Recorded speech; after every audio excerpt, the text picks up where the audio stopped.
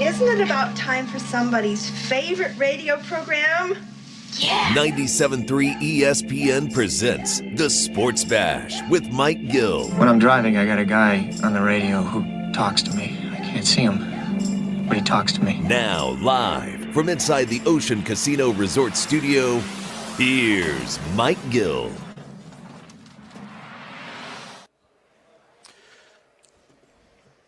Well, this Phillies game kind of escalated quickly. We walked in the door with a 0-0 score. It was quickly 2-0. It's now 5-0 Padres. Our Phillies watch party has gotten off to a lousy start there.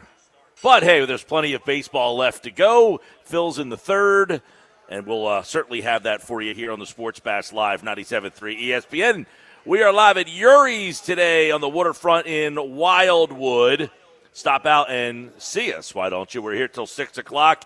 We brought our friend the Lombardi Trophy with us. We've already had people stop in. Now the trophy's ready to go. You're going to get your gear and go get yourself the photo. Make sure you get on down here today and get a picture. We already have a pretty good group at the bar getting the Phillies game. The wings it looks like they're having, which, by the way, during the Phillies watch parties here at Urie's, they got all sorts of specials going on. Game day wings, 50 cents. Half-price pizza, $5 drafts, $1 hot dogs. And then they got over 20 big screen TVs.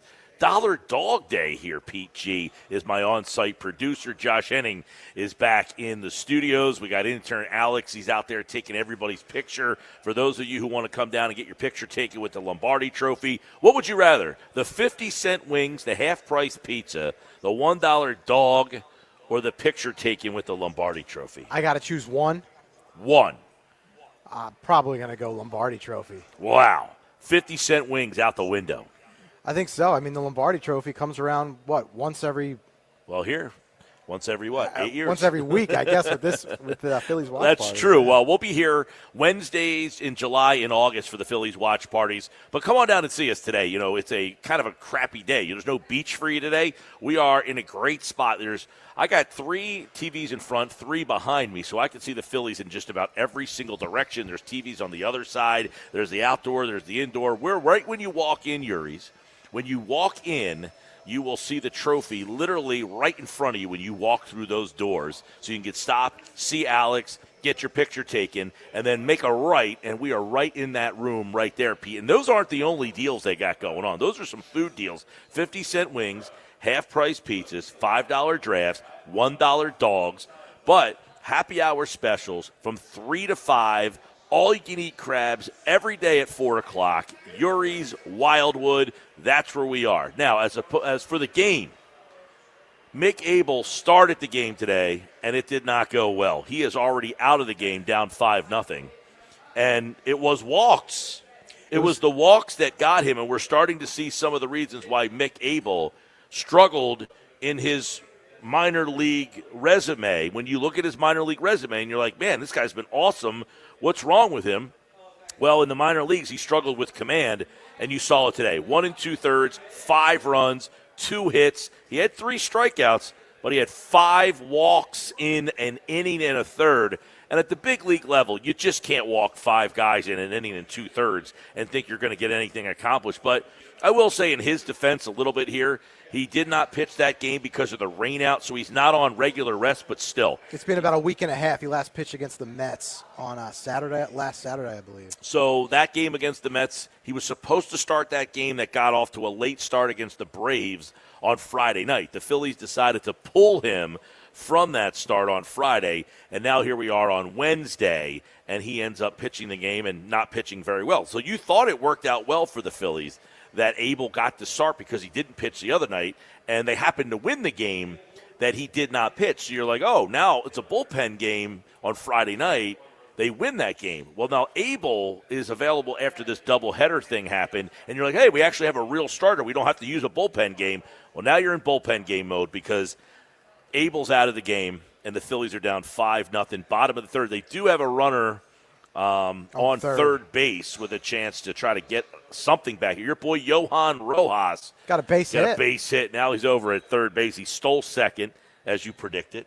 Oh, he did. He still set. See, there you He go. stole second base, and now he's over at third base. So they're trying to get Rojas home here with Bryce Harper, who's back and at the plate. So far, Turner with a hit today. Schwarber 0 for 2. Schwarber's really starting to struggle a little bit. How about pitching for the Padres today? Nick Pivetta. Our old friend Nick Pivetta, who pitched 4 seasons with the Phillies. You know, he's 8-2 with some really good numbers this year, Pivetta. His ERA 3.38. His whip is like 1.0.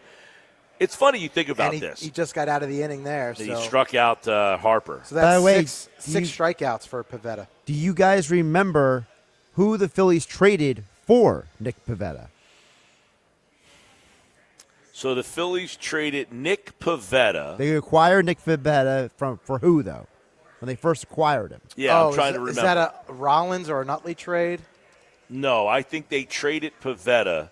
The Phillies had him. No, well, in 2020, they traded him to the Red Sox? Well, no, I'm asking first, how did they acquire him? Oh, how did they get him to Philly? I Correct. thought he started his career with Philadelphia. Nope. He started with a completely other team. So maybe it was it the Utley deal? Was it the Rollins deal? One of those two? Not those guys, but you're in the right neighborhood. They acquired him before the deadline in 2015. From what team? You can give us that hint. The Washington Nationals. I was going to say, I would have say Washington. Who got traded down to Washington from the Phillies in that time frame there?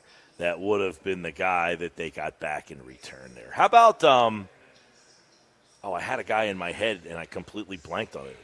Did they trade Papelbon to the Nationals? That doesn't fit the time frame, does it? That is actually correct, Mike. There you go. Wow, That's a how good about one. that? They traded Papelbon and cash. I don't remember them trading. I don't remember Papelbon pitching for the Nationals. He did. Oh, yes, you Well, do. he got into a fight He got with into a Bryce fight with Bryce Harper. Harper. There That's you- right. I was going to See, say, I was waiting for you to remember that. now I remember that. I was going to say, yeah, now I remember that. Yeah, he got into a fight with Harper. Then Yeah. you can go 5 years later when the Phillies traded Pivetta. Do you remember that deal? Now, did they trade him to Boston? That is correct. Okay. So that was in 2020 because he pitched Yes. for the Phillies from 17 to 2020. By the way, that was one of those now extinct post-deadline trades. Remember those back in the day? Yeah, the waiver deals. Yep. So they sent him to Boston in 2020, and in return, ooh, man, the Phillies in 2020. I remember us talking about this trade because this was around the time that it was Joe Girardi was the manager, and we had some questions about this trade. So Joe Girardi was the manager. Who was the GM at the time? Clintack or? Had to have been.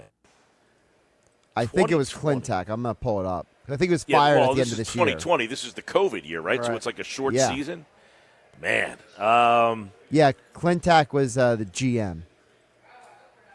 That was his Blanking on last it. year as GM. Blanking on this one. You got a guess? No. Nothing. Is it a position player or a pitcher? This was all pitchers. So they got multiple pitchers back. Oh, I think I can picture the guy now. I had him in my head. Yes, you do. and I know you completely can. forgot him. He was the worst pitcher of all time. He was like a closer Yes. for them for a little while. Oh, I know exactly who you're talking about. I just can't think of his name. Pete, I remember this trade because of the fact that Mike would sit there on the radio and be like, I don't understand this trade. The guy stunk. He was so poor. I mean, I can't think of his name, but I know I can even picture his face. Brandon Workman. Brandon Workman. Oh, Workman. Workman. And I remember there was a day on the air where I think for an hour I just said Workman's name over and over Again and about again how and bad again. he was. So that's not a good trade because Pavetta's still pitching, and I don't know where Workman is. So I was getting into this Pivetta thing. So Pavetta's actually still pitching. Yes. 8-2 with a 3.39 ERA and a whip of 1.0, which is really good. So my point on this is the Phillies had this guy all the way back in 2017. And, here we are in 2025, and he is a better than serviceable big league pitcher. Think about that. If they would have just kept holding on to him all this time, we've all would have been angry at them probably, why Pivetta? But, at some point, you need the Pavettas in your world. He could have been a fourth or fifth pitcher for you. So you make this trade to get this guy Pivetta. But that's the thing with sports. You never give these guys the opportunity to become what they can become. Because if they don't become what they can become within like 2 years, you're ready to move on to the next guy. And like Pavetta's a perfect. I looked at his numbers today. I said, this guy's been really good. Like Nick Pavetta's been a pretty good pitcher. There's another guy that the Phillies had. I think he was with the Red Sox. Man, I can't think of his name either. But Pavetta's an example of one of these guys that you get. You think that, like, hey, he's a young pitcher. Let's take a shot on him. And then they get thrown into the fire too early, right? Pavetta probably shouldn't have been up here in 2017. And that's why we need to, like, sometimes pump the brake with rushing some of these guys. So you're going to liken it to this year with maybe an Andrew Painter?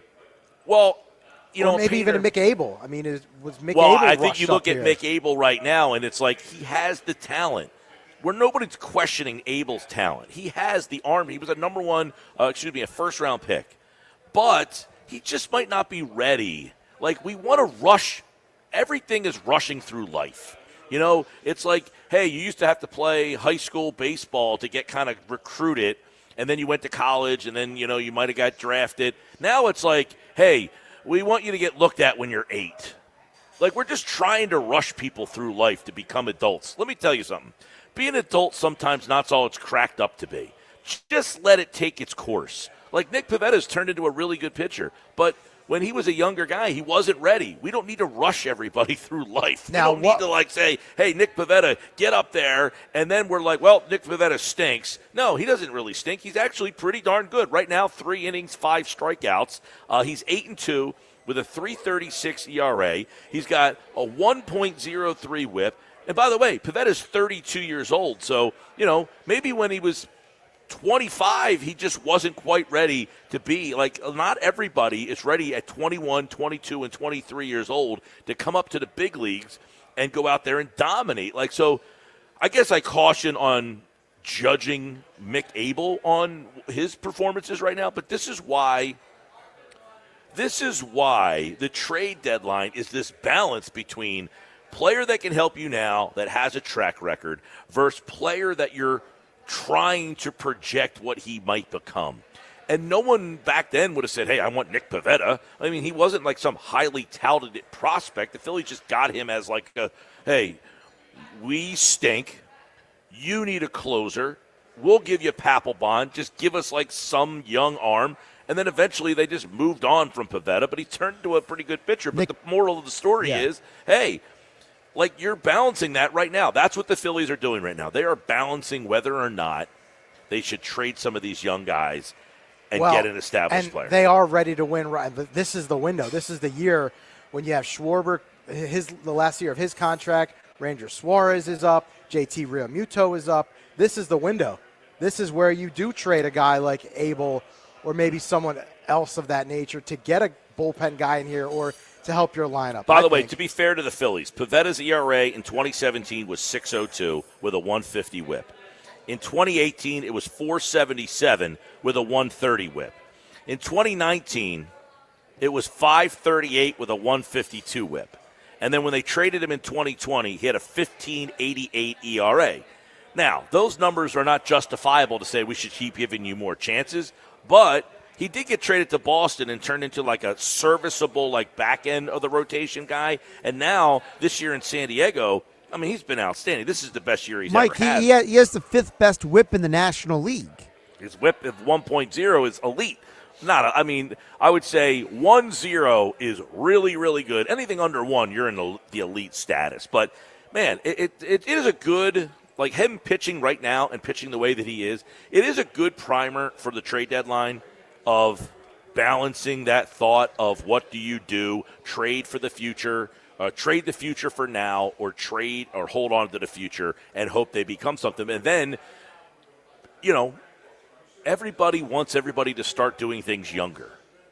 And it's like Pavetta wasn't really, at that age, he wasn't ready to help you out. But here he is now. He's shutting you down, right? He's shutting the Phillies out. What's the score? 5-0. 6-0 Lazard now. just actually walked the guy, 6-0. so now he just walked the guy home. Right, it's now 6-0. That's the third runner that's gotten walked home today. And at the big league level, by the way, Rob Thompson is taking his very odd trot to the mound. He has a very interesting walk as he heads out to the mound. That is something at this level, to walk 6 guys 7 guys. Lazar has walked 2. They have 7 walks as a team in 3 1/3 inning. You can't win at the big league level with 7 walks in 3 innings. You just can't do it. And you've got to find right now, the Phillies have to figure out if Mick Abel is a part of their future or is he a guy that can net them something. The problem is, as you pitch him more and more and more, he is losing value, right? Correct. He's losing value every time he goes out there for the Phillies. That's the catch-22. Right. As someone messaged me just a couple moments ago, says, how are they going to keep Nola out of the rotation with Mick Abel blocking him? And, it's a funny, it's in jest, by the way. I got another text. Abel's trade value plummeting. Painter, please. But, there's a reason that Painter's not up here, and Abel right now is filling that spot. And there's a reason, and I wrote about this over at 97.3ESPN.com. Justin Crawford is not here for the same reason that Abel, unfortunately, is failing. They don't want Crawford to do what Abel's doing right now. Stunt his growth, lose his value? Lose his value. That's the one, Pete. They don't want him to lose his value. In other words, if Justin Crawford gets called up, why isn't he up here? Look what he's doing in the minor leagues. The Phillies are smart enough to know AAA numbers are AAA numbers. They might not work at this level. And if he comes up here in the month of July before the trade deadline, if they're trying to trade him, right, if they're taking calls on Justin Crawford and they put him on a big league level, and for whatever reason, I'm not saying he's going to struggle, but what if he comes out and he's hitting 184 on July 29th and the trade deadline's on July 31st? Are you getting the same offers for him as you are when the element of suspense is there, of what can this guy do? Look what he's doing at AAA. He's doing everything he can do. He's hitting 340. What offers a better offer for the Phillies, for Justin Crawford? The one if he's hitting 340 in AAA, or the one if he's hitting 184 at the major league level? Forget 184. Yeah. What if he's hitting 240?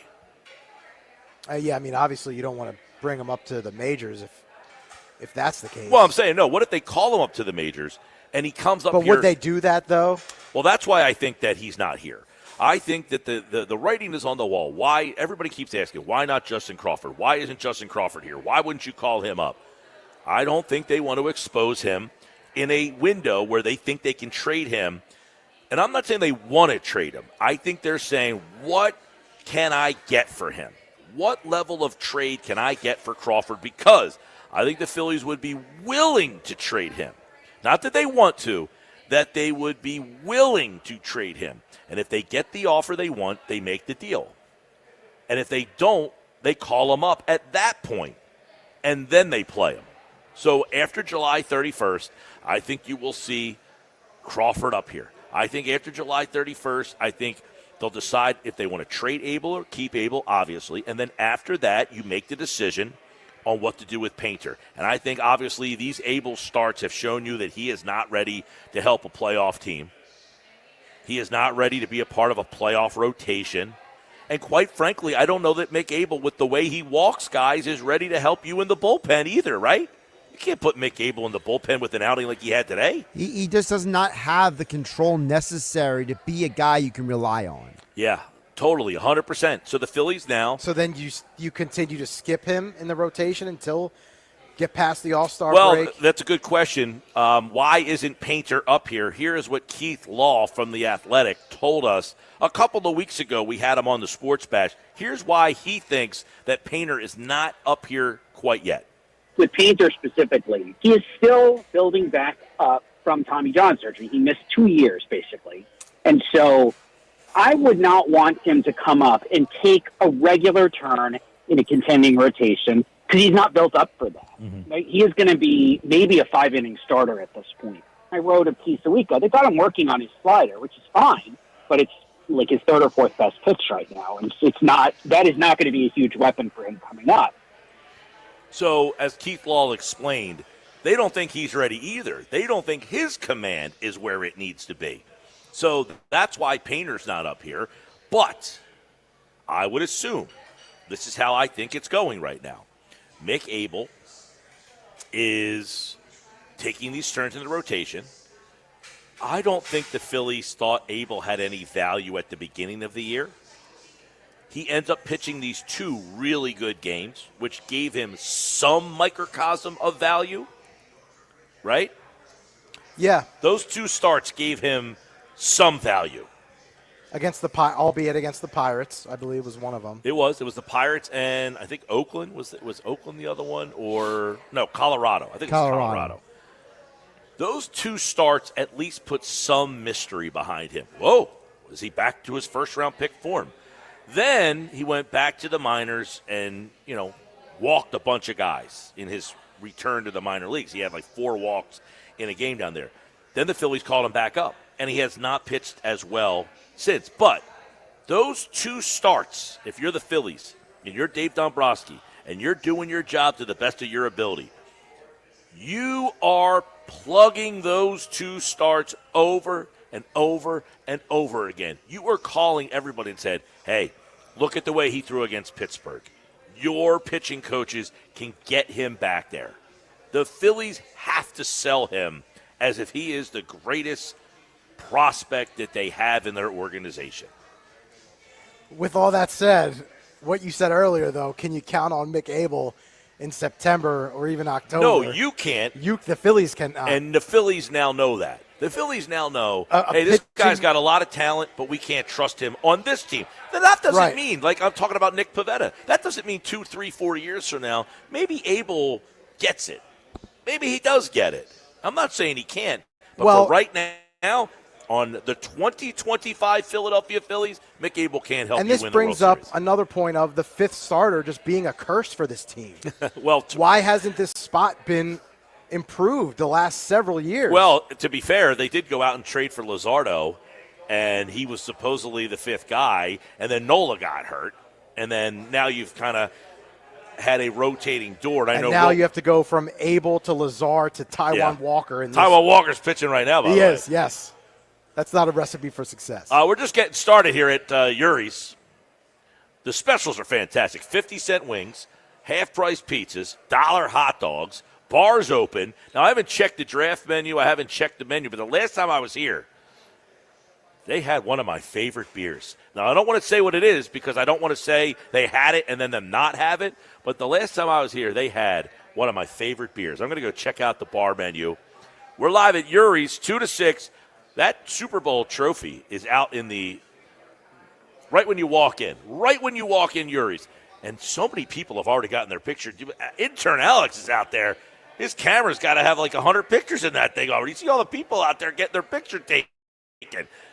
So we're live here. Stop out. Phillies watch party. Don't forget, the Phillies play tonight at 6 o'clock. Christopher Sanchez has got the ball tonight. So you can come out and watch the end of this game and then stay for the second game right here at Urie's on the Waterfront in Wildwood. It's a crummy day on the beach, so stop out and see us right here for the Phillies watch party on a Wednesday.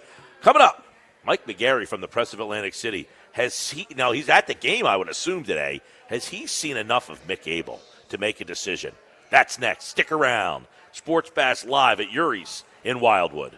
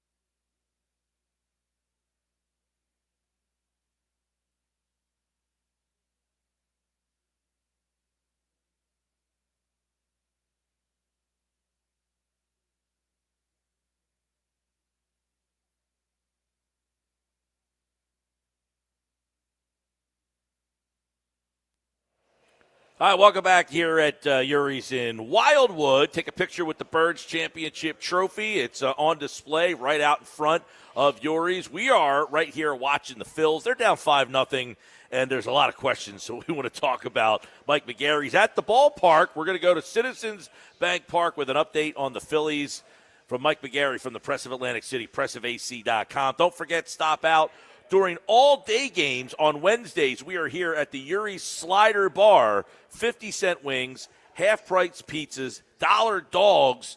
That sounds a lot better than what's going on at the ballpark, Mike McGarry. Mick Abel had a rough outing here, and I guess it's one of those outings that the Phillies were kind of nervous about, is if he reverts back to the guy who shows he does not have big league command. Yeah, I mean, Mike, with the prices you just mentioned, I should be in Wildwood with you instead of up here watching Mick Abel pitch the way he did. Yeah, in the second inning, he just completely lost the plate, couldn't throw strikes. This is something that bothered him all of last season.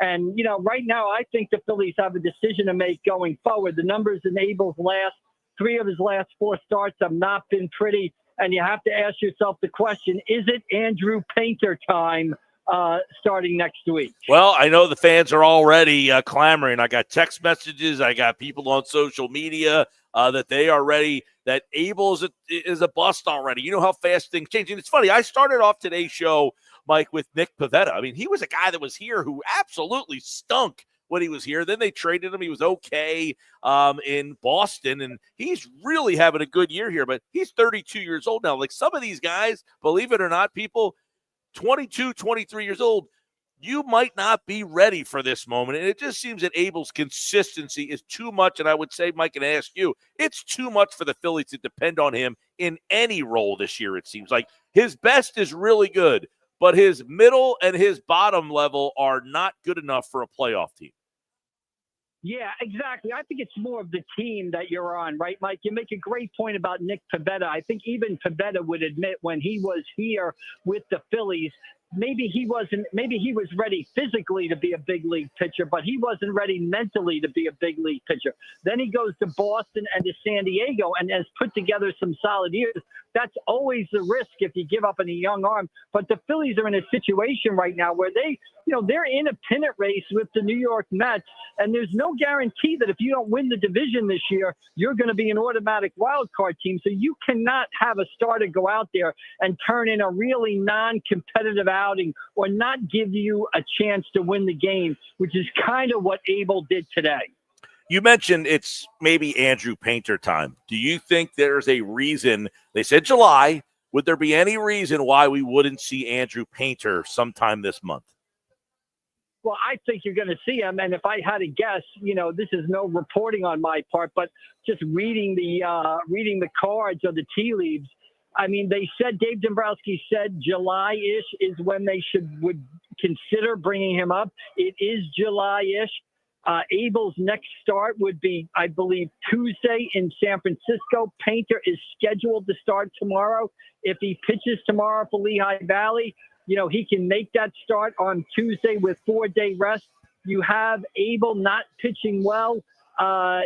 Painter's numbers in AAA have not been great, but is there a feeling, is he getting bored down there? What is he getting out of pitching in AAA now? Why not see what he can do in the big leagues? It just seems to me that the cards and that maybe the stars are aligning for us to see an Andrew Painter big league debut sooner rather than later. Right. And then if that happens, Mike, I mean, do you look at this is a fascinating month. Now we're in July. Now it starts to heat up a little bit. The Phillies, what do you make of the start today and the last couple starts from Abel and what that has done for his trade value? Because I look at it like this, and I want to get your opinion on it, that number one, when they entered the year, I can't imagine they thought Abel had much trade value at all. Then he hits these 2 starts where it's like, wow, there's some buzz about this guy. Then the last 3, 4, 5 starts have been kind of up and down. What has that done for his trade value? And I would have to imagine the Phillies didn't think he had any at the start of this year. So how do they look at him right now? Yeah, I mean, I think you're absolutely right. Coming off the year he had last year, if you had told the Phillies like last November that, hey, Mick Abel would be pitching in the big leagues by June of this year and pitching well, they probably would have looked at you and said, well, I don't know about that. So in an essence, he was kind of found money or found a found Christmas gift, an unexpected Christmas gift under the tree, right? But he has reverted back in 3 of his last 4 starts. I mean, he's shown he has a talented arm. I think he's still got value as a trade prospect. And Mike, I would maybe keep him up here. And if you did start Painter on Tuesday night, maybe you could piggyback Abel behind him a little bit, or try to do that for a couple of days. So I don't know if I would send him right back to AAA. I might piggyback him with Andrew Painter. But there is, he has shown flashes. Like even today, in the first inning, he gets a couple of strikeouts early. You say, hey, maybe Abel has it today. And then all of a sudden in the second inning, it kind of, walk, bases clearing double, and you're down 5-0. So it went from good to bad in a hurry. You kind of saw the best of Mick Abel today, and you saw the worst too. Mike, you've seen Abel. You're there today. You've got a chance to see him up close a few times now. Is he a guy that you say, look, he might not be ready for the rotation? Can he help them in a bullpen playoff time? Yeah, I don't think so, Mike, only from what I'm seeing right now. I see a guy with a live arm. I see a guy with obviously a talented arm, but I also see a guy at times doesn't know where the ball is going. And you can't, again, the Phillies are not in a position where they can just throw guys out there and cross their fingers and hope for the best. I mean, that's what they're kind of doing with Jordan Romano right now out of that bullpen. That's what they're kind of doing in a little bit with Matt Strahm. I don't know if Abel is going to be a guy you can depend upon in the postseason. I do think he's a guy that maybe can cover some innings for you between now and the trade deadline. We'll see what happens there, basically. Yeah, that's seemingly right now. Mick Abel's start today is one where you're kind of opening some eyes with this one, right? You see Mick Abel start and you say to yourself, all right, we're starting to learn a little bit more about who Abel is. And you get that from every start here. I want to now get the Justin Crawford side of this coin here, because here's a guy, you talk about being bored. What more does this guy need to do? I just saw a tweet that was put out by the Reading Fightin' Phil 6 minutes ago. 22 hits, 16 games, 5 doubles, 10 RBI, 344 batting average. He's hitting up over 400 against left-handers. And you're watching what's going on in left field. What's the holdup with Crawford? Yeah, I would agree, Mike. Again, I think the Phillies have to make a move with Crawford. I would bring him up. I would play him in center field. I would put Marsh and Otto Kemp in a platoon in left field. Okay, then you have to decide what you're going to do with Max Kepler. I mean, do you just put him on the bench? Do you DFA him? What do you do with Kepler? But I think the Phillies have got to find out about Jordan Crawford to see what they need to do at the deadline. If Crawford can come up here and play, it might not mean they need to go out and get a top-notch right-handed at bat. Maybe they can shoot a little lower there and put more of their powder into acquiring bullpen arms, which I think is the biggest need. But I agree with you. I would bring up Crawford now, make Marsh and Kemp the platoon in left field, and play that out through the month of July to see exactly where you are and what you need to get. Maybe Crawford is the answer, and if you have the answer internally, why not use it? I agree with that. Mike McGarry for the Press of Atlantic City. The odd part about this is we're talking about Kepler possibly being DFA'd or being replaced. He's hitting 5th in the lineup today. I mean, how many teams are looking to replace their the guy hitting in the 5 hole, right? I mean, good point. And it's almost Mike, that sums up like the contradiction of this Phillies team. They are one of the best teams in baseball. They are in first place in the National League East, but we see like the weaknesses and the red lights are flashing at us. Yeah. I think the thing we have to keep in mind is that, you look at any other team, whether it be the Los Angeles Dodgers, I look at the San Diego Padres here, I look at the New York Mets, I look at the Detroit Tigers, I look at the New York Yankees. All these teams have red lights sort of flashing at them. And you could say that since every team's got red lights flashing, maybe this is a year you go all in and try to win it. And that's what I think the Phillies should do. Right. It's funny. We had Doug Glanville on yesterday, and we're going to have that conversation coming up in about an hour or so for those of you who missed it. And Doug said the same thing. He's like, look, I've been all over the league seeing everybody, and every time I talk to people like you, he says – they're all complaining about the team. I mean, the Mets lineup right now is wretched at certain spots, and yet here they are, the Phillies, two of the best teams in the league. The Dodgers have all sorts of injury problems. By the way, Johan Rojas, 2 hits today. So we talk about outfield stuff. Isn't it funny that Rojas has the 2 hits of the 6 for the Phillies today? They're down 6-0. Mike McGarry from the Press of Atlantic City is at Citizens Bank Park. You're going to make it through the Christopher Sanchez start tonight?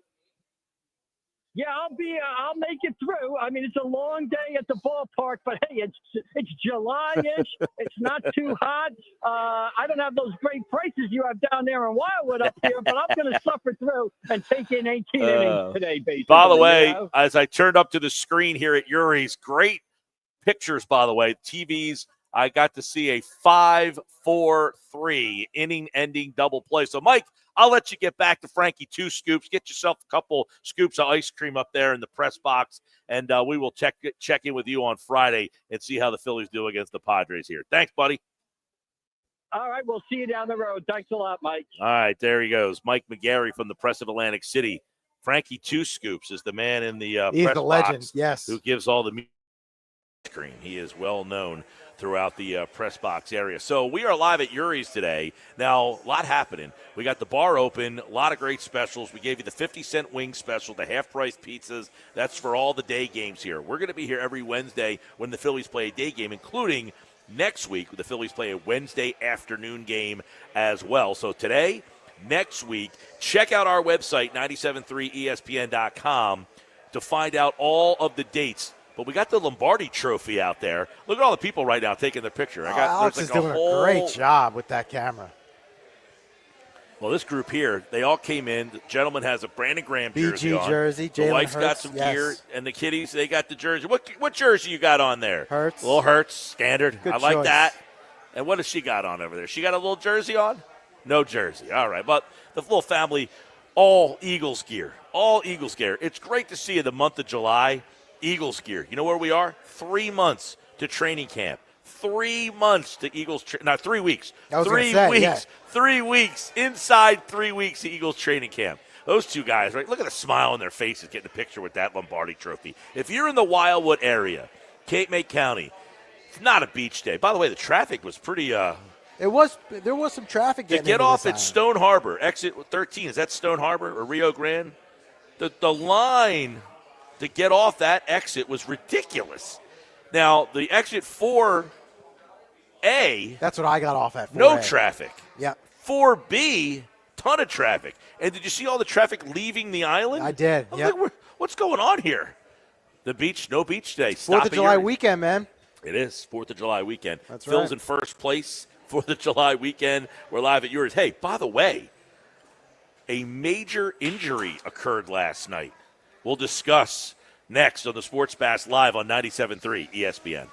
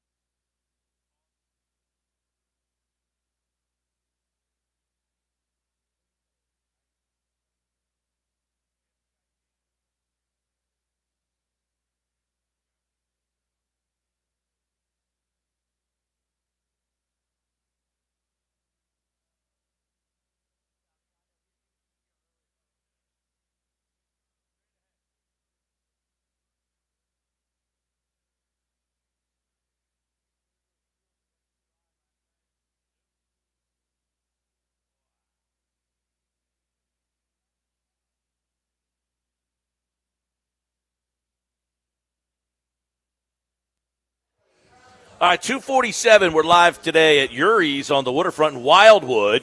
All-day games on Wednesdays. We're going to be here, but all-day games for the Phillies, 50-cent wings, half-price pizzas, $5 drafts, $1 hot dogs, big screens all over. Think about this, by the way.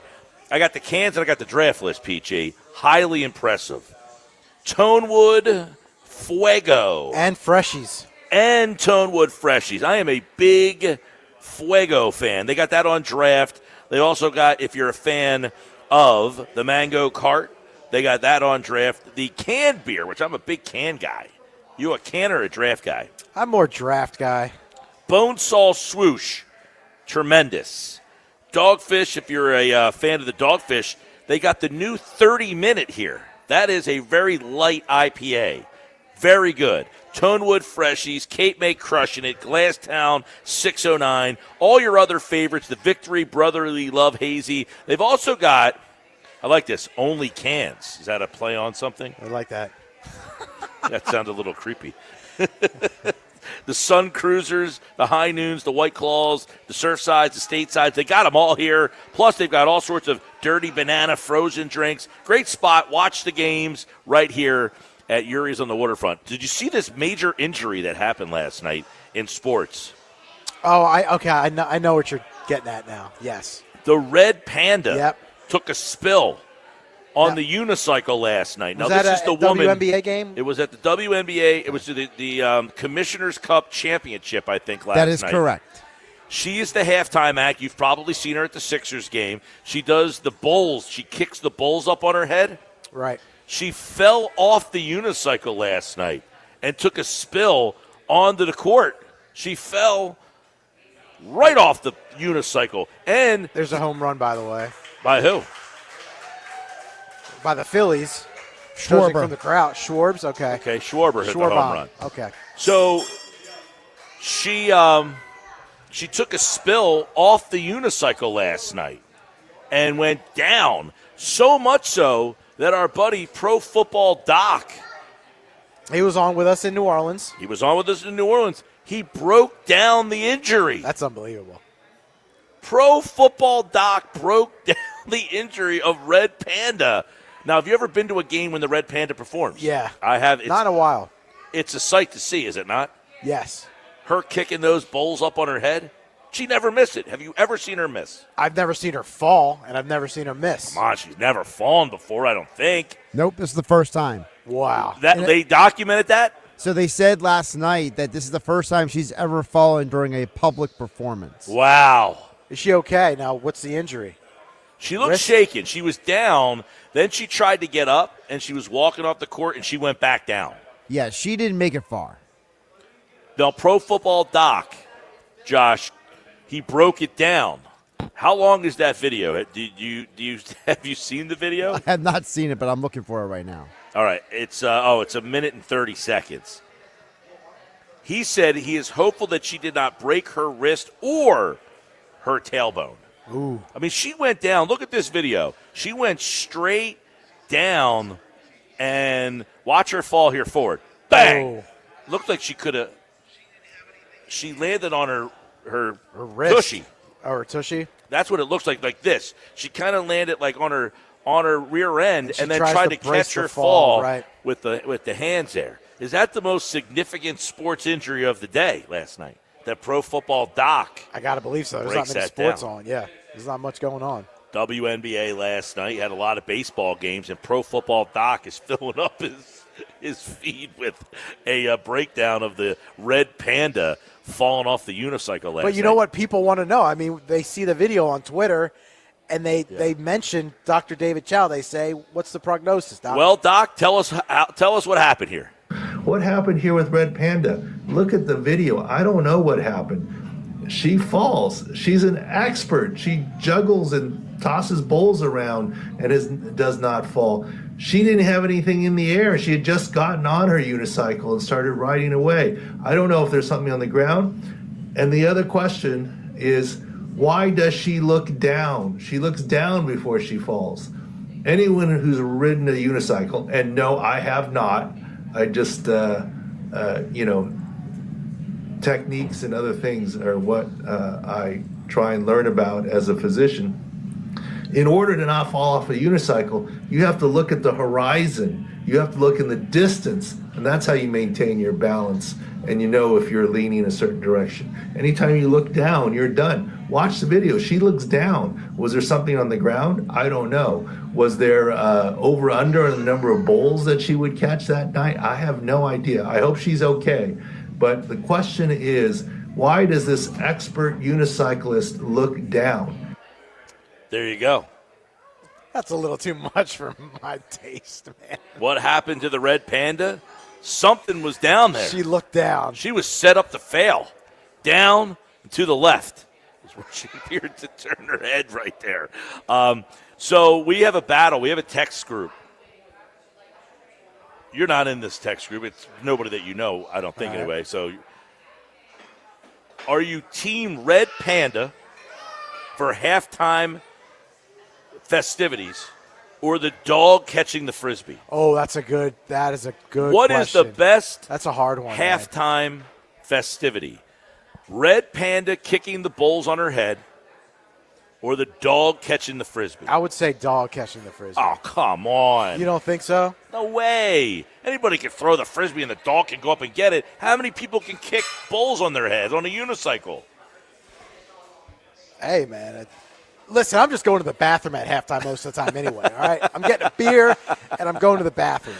We're at the Sliders Bar at Urie's, right off exit 4 over the bridge in Wildwood. What's the best halftime act? The Red Panda or the dog catching the Frisbees? 609-403-0973. When we come back. Get well soon, though. Definitely get well, Sal. I am definitely on Team Red Panda. I have seen her in action multiple times, and every time I see her, I marvel at the ability to kick the bowls up and catch them on her head. I'm going to the I'm going to the bathroom. I'm going up on the concourse.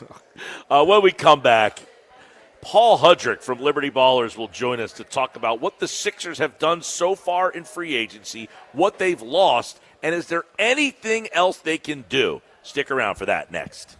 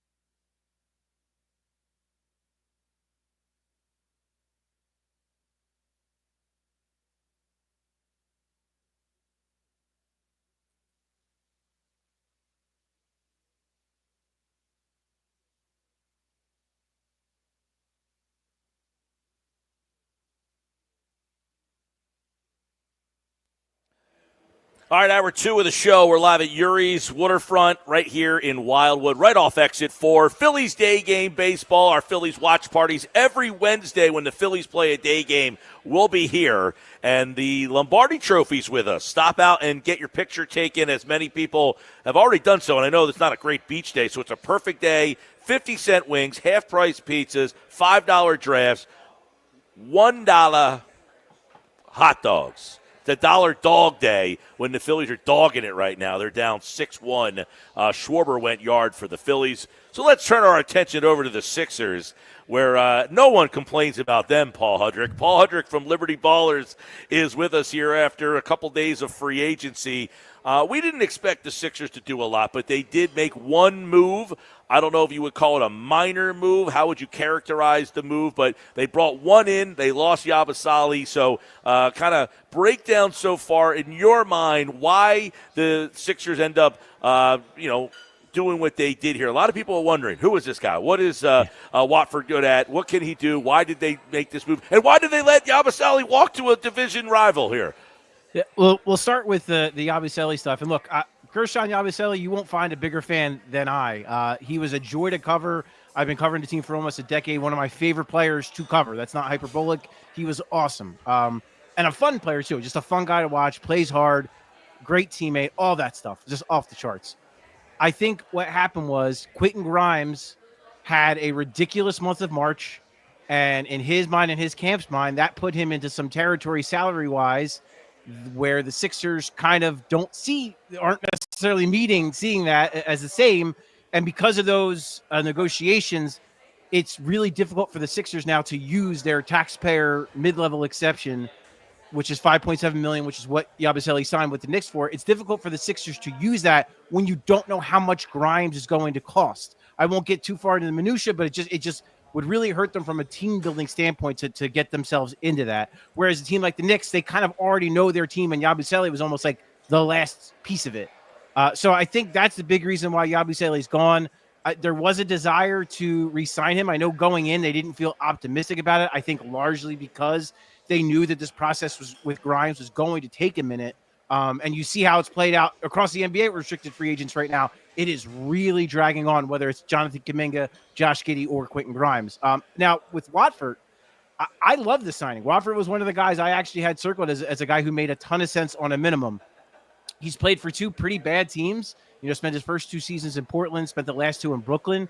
And he's got a really interesting skill set. So he's 6'9", has a 7'2" wingspan. A good athlete, not a great athlete, I would say, but really skilled. Can get downhill, good finisher at the rim, draws fouls, an excellent passer for a guy who is 6'9". Look, he doesn't come without his limitations. Like, I would say he's an okay rebounder. Obviously, rebounding is a pretty big sore spot for the Sixers. He does, with the ball in his hands a lot in Brooklyn. He was pretty turnover prone, so there's that too. That's something he's going to have to curb. And he's not a great shooter. I think he's at best an okay shooter. 2 years ago he shot 39%. Last year I think he was around 33%. So he's probably somewhere in the middle of that, probably like a 35, 36% guy where you have to worry about him a little bit, but he's also not going to shoot the lights out. So on a minimum contract, he's still only 24 years old too, Mike. So I think all those things, and then the fact that he's a good friend with Tyrese Maxey also does not hurt. Yeah, I mean, the way I kind of looked at it, and that's why I like having Paul with us from Liberty Ballers to kind of reaffirm, like, they wanted to get younger, more athletic. This is a good swap. If you wanted to get, and look, quite frankly, I agree with you. Yabo, I had him on the radio. The guy was a joy to talk to. I mean, just pleasant guy, seemingly liked being here. Was everything that this team has lacked on those good teams. Hustled, loose balls. He could, shoot the ball if you need him. But the Sixers, I would imagine, Paul, are hoping they don't need Gershon Yabusele to score 11 points a game for them. They need a guy who can do more of the dirty work, athletic wing, up and down run, and a younger guy. So if this guy gets you 8 to 10 points, great. I think people are enamored by Yabu because he had the highlight dunks. He shot the 3, and his numbers at the end, you're like, why would you get rid of this guy? He was pretty good. The Sixers didn't really have any intention for him to be that good. No, and he's still too, and again, I reference off the top because I get the sentimentality of it that he was just a very likable player who, like you said, played hard, did a lot of exciting things.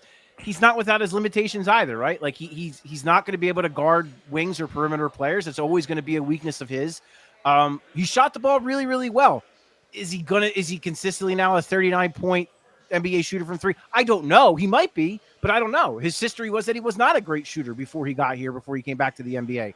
The other thing is, like you referenced, he is 5 years older than Trendon Watford. So, I mean, that's pretty sizable. And look, I also don't – I think you can't view it as a one-for-one because I think they're different. I would say Yabusele is more of a combo big, whereas I think Watford's more of a combo forward, if that makes sense. So I think there's maybe a little bit more versatility on the perimeter with him too. But I look at it too, like Watford, you signed Yabusele to the minimum, and then he played like the way he did. I think they're looking at Watford as a guy that their scouting department has, and give their scouting department the benefit of the doubt because they have found guys like this. That they, he's a guy they have identified as, okay, he's been on a bad team, but he's got some skills, he's got some stuff that if we put him in here, he can make it work. And the last thing I would say too is, like, I don't think it's a coincidence that they're loaded with all these guards. They take Janai Broom in the second round, an excellent passer as a big. You get Trendon Watford in here, who is 6'9", an excellent passer for that size. I don't think it's an accident that now they have two guys here who are going to set up their guards really well to score. Paul Hudrick from Liberty Ballers. You brought up the point about all the guards, and we talked a little bit over the offseason since the finals about what Indiana has done, what Oklahoma City had like 6 guards deep. They just keep rolling them out. It seems that you start to model yourself after the team that wins, and the Sixers are quickly trying to shift to that mold of getting more athletic, getting younger, and doing it on the perimeter. I guess the question is, Watford notwithstanding, are their guards too small to kind of follow that model? Maybe. I don't know yet. I really don't until I see. And I've been of the belief all along that, like, I want to see it not work before I decide it doesn't work. Especially when you see what I'm saying with, like, the Pacers. Sure. They got a lot of guards, but they're like 6'4", 6'5". They got a bunch of guys who are kind of in that. But like Grimes, so Grimes is 6'5", and like he's built pretty solidly. He's shown that he can guard up from time to time at the NBA level. And I think, look, Edgecombe's 6'5". Like, he's not like he's 6'2". Like, he's 6'5". He's, again, built solidly, a tremendous athlete. It might take him some time as he adjusts to the NBA, and he'll have to add a little bit more strength too. But I think in time, he's going to be able to guard up pretty easily. And like Alex Caruso, look at that guy. He's guarding Nikola Jokic in playoff series. Like, I'm not saying that I think Edgecombe's going to be that level defender. He might be. But my point is, I think sometimes people get so caught up in, they're only 6'5", and this guy's like, sometimes a guy can just play, and you just gotta figure. And that's, to me, like, McCain's the one where it's like, yeah, I get it. He's 6'2", he's short, but the dude can just play. He's really good. So at some point, you have to rely on your coach, who is known as being creative and innovative. He's got to find ways to make it work.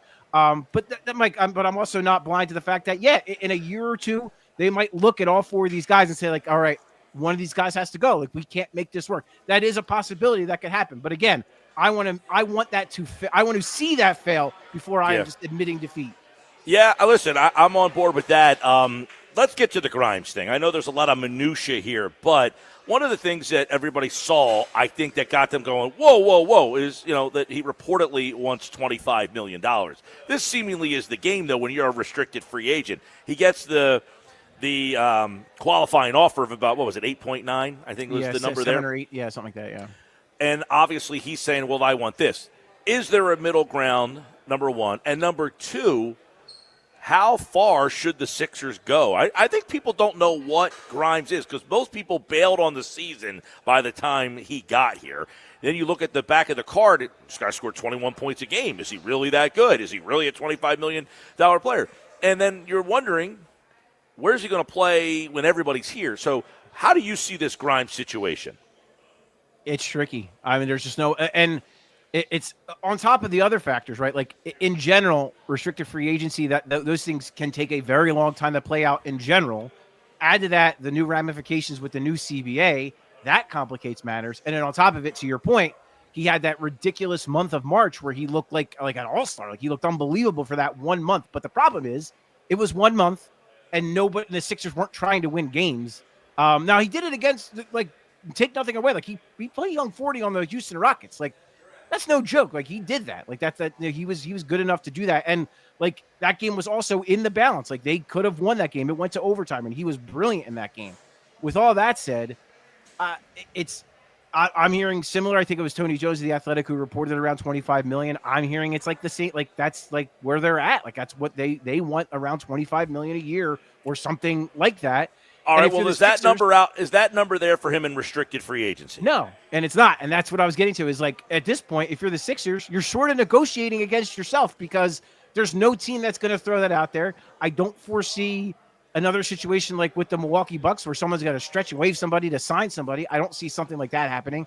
I don't know where a viable sign and trade opportunity is. So if you're the Sixers, like, the mid-level, the non-taxpayer mid-level exception is where you're at. Like, it's around $14 million. And then I also look at like a guy like a Nickeil Alexander-Walker who just got paid by the Hawks. I think he got 4 for 62. Really, that's where Grimes, I think, is. Like, to me, like, I probably personally wouldn't go above like 4 for 70. Like, I think that is even on like the higher end for him. And it's not to disrespect the player. It's just to say that, like, he's been a solid player throughout his career, had one great month when given an opportunity with the ball in his hands. But like, I'm not going to pay a guy $25 million a year off that. And again, okay, where's the competition for the Sixers where they feel like their urgency where they have to do that? So it's just going to be a really tricky situation. I also respect Grimes' camp trying to get as much as they can, because of course they should. Sure. Now, let's look at it from this angle. Paul Hudrick from Liberty Ballers is with us. You're in limbo. What are the alternatives? What can Philadelphia do if somebody offers him $18 million, the Sixers say, we're not matching that, he moves on, then what's left over? Well, I mean, I would be so that scenario, I would be shocked by it. Okay. I really don't see a scenario where someone's going to offer, because no one has the space to do so. The only thing a team could do really at this point is a sign and trade. But my question would be, which team is motivated to get Quentin Grimes in a sign and trade with the Sixers and then also pay him? And I don't know that there's any team that's out there. And that's, if I'm Darren Moore, that's probably where I'm at. I'm probably telling his agent, go find me a team that wants to pay him this in a sign and trade, and we'll see if we can work something out, and like kind of call the bluff. So it's just, it's like I said, it's like, I don't think it gets to this point, but like, if you're the Sixers, I think you have to have a number where it's like, okay, this is the most we're willing to go. Otherwise, you can take the qualifying offer and play out a year, and man, that would be an awful, awful, awful lot of risk for Quentin Grimes to go ahead and do that. So essentially, it seems like he will be back here one way or another. It's just the road that he takes to get here. I think that's a pretty fair way to put it. It's just a matter of what number the sides are going to agree to. But I think in the end, he's not going to get a better offer on the open market from anybody. And if you're the Sixers, you can't let him get away after you traded for him and after the year he had and how good he looks. You can't let a 25-year-old player kind of just slip out of your hands like that. Right. And so let me get you saw him. You were in the building and watched him. What in your mind is he on a full team? Not as the guy on a bad team. What is he on this team? So I think right now, he's your starting two guard next to Tyrese Maxey right now as we sit here. And he's a really good complement to Maxey because I think he is a very good two-way player.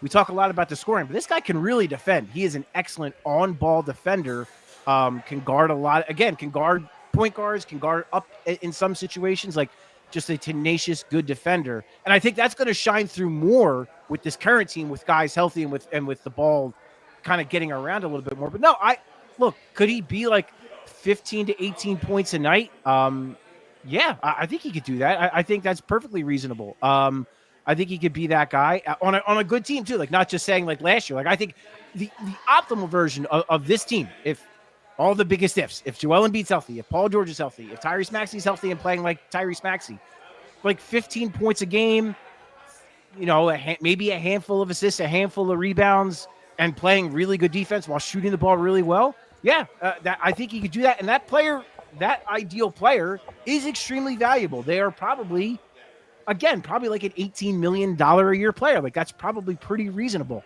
It's when you get over 20 or you push into 25 where I'm like, yeah, I don't think he's quite there. Like Miles Turner didn't even get $25 million.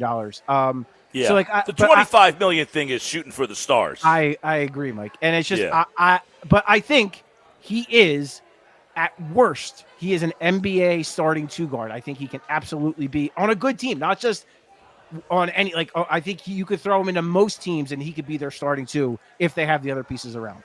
Paul Hudrick from Liberty Ballers is with us. Can you play McCain, Grimes, Maxey as a 3 guard or any of these? VJ Edgecombe, does he fit? Can you play those 3 guys, any combo of those guys together? I don't know, but again, I want to see it. And I have liked, everything you're hearing out of the Sixers camp is that they want to play the young guys and they want to see what this looks like. And I think that's going to be a big part of this is you're about to re-sign Quentin Grimes. Like you said, you have Jared McCain coming back after a really good rookie year, even though it was cut short. He showed a lot of promise. And you have a number 3 overall pick with possible star potential. You have to find time for all of these guys. And I think you can. And Nick Nurse is going to have to be comfortable. I guess like the best way to put it, like he's going to have to be comfortable being uncomfortable at times and just running it out there and seeing how it looks. To kind of like what you kicked off with, Mike, though, like when you look at the finals teams, the one thing that both of those teams, whether it was the Pacers or the Thunder, just versatile offensive guys. They just can do a little bit of everything. They can shoot, they can pass, they can dribble.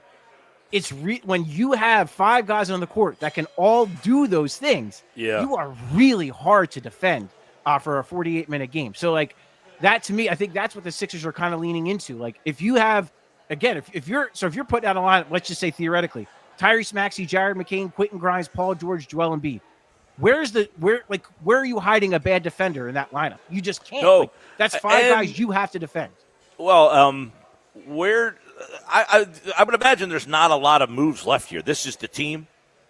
So outside of Grimes. Right. Well, no. So Grimes, and then they would still have their taxpayer mid-level exception out there because they didn't use it on Yabu. So they could use it perhaps after they sign Grimes and figure out where that number goes and all that. Again, Tony Jones and The Athletic reported that they were looking to move Andre Drummond. Would not be surprised to see that happen. It makes sense on a lot of fronts to, 1, lose that $5 million, and then 2, just kind of not have him here anymore. Right. Because I would imagine that they weren't not doing – they weren't going crazy that he opted back in. Yeah, I mean, I think they would have preferred he did not opt in for sure.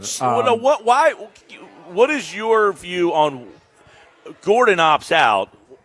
Why were they excited to bring him back in? Edgecombe, I would say. They have a guy. They play together on the Bahamas team. Correct, and I don't think Bohemian national team. Yeah, like I don't. And people might be like groan about that. But look, this is he is 19 years old. He's about to turn 20.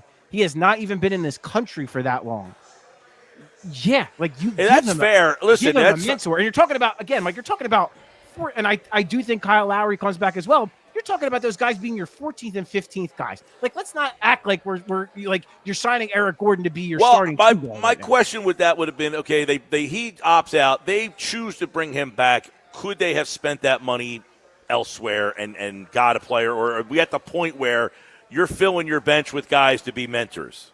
Yeah, well, and not only that, Mike, they're like top 11 guys are kind of already set if you look. And again, that's – Eric Gordon and Kyle Lowry are not amongst those guys. So 10, 11 guys. You're only going to play 10 or 11 guys during the regular season anyway. When the playoffs, if you make it to the playoffs, you're like 8 or 9 guys. So, like, you're already talking about deep. And then the other thing is, too, Mike, like, you can trade those. Like minimum contracts, expiring contracts are very easy to trade. So if an attractive opportunity comes up, you want to use Kelly Oubre's $8 million, pair it with Eric Gordon's $3 million, you're entering into territory some pretty interesting players you can combine with draft assets to get another guy. If it comes to that, if you're healthy and a team's looking good and you need to add someone, you could do that. Yeah, I would say though too, Mike, I would still look for them to possibly add another kind of combo big. A guy that's still out there that I do like a little bit is Trey Lyles, who spent the last couple of years in Sacramento. Yeah, he does. Sacramento seems to be getting rid of anybody who can play. Goodness. They are. If you're a Sixers fan, just be thankful you're not a Kings fan. Like, my goodness. But no, Lyles is a guy who can do a lot of the stuff that they're different players, but can fill in some of those gaps that Yabusele leaves as a combo big, can step out and hit a 3, decent passer, good screener, decent rebounder, can do a lot of those little things. So what I think, and this is not really inside information, it's just more reading tea leaves. I think they re-sign Grimes. I think they trade Drummond, and then I think they find a way to use that taxpayer mid-level exception, whether it's Lyles or someone else. I think that's the way it plays out. But for the most part, Mike, I agree. I think that the roster is mostly set, especially when you're talking about like the key rotation pieces. I think are pretty set. Is there anything that you are excited to see other than Edgecombe at Summer League? Is there anybody on that roster that you could say that guy can make an impression and maybe make the team? Well, I have a soft spot for Keve Aluma, who was really good for them in Summer League last year, who is like, he's just a big, like he is a pure four. He is a four-man.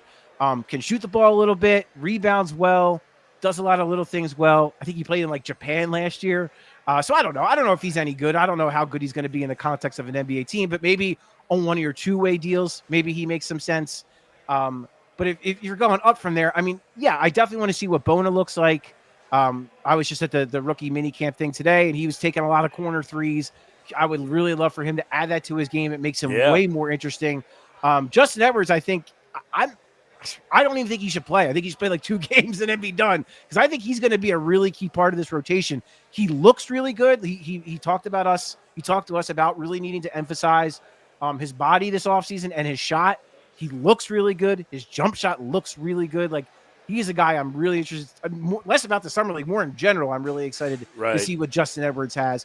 Then the other guy I would say is Hunter Salas, who they signed to a 2-way deal out of Wake Forest. He is super athletic, a really interesting shot creator, guy who puts pressure on the rim. The jumper is the big question there. I feel like a lot of guys, that's the question there. But his skill set, his athleticism, and his ability to get to the rim and finish at the rim is really exciting. So I'm curious to see how he looks in that environment as well.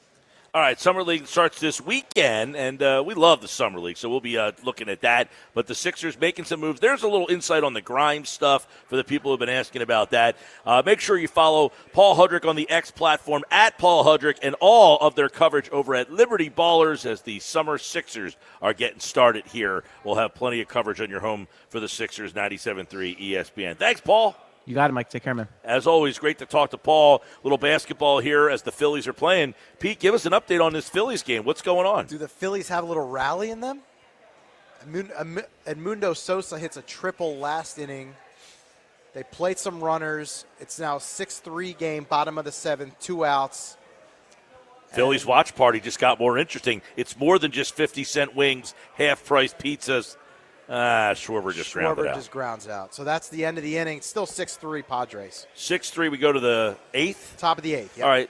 Hey, get down here. Watch the last 2 innings of this game. It's sunny out now.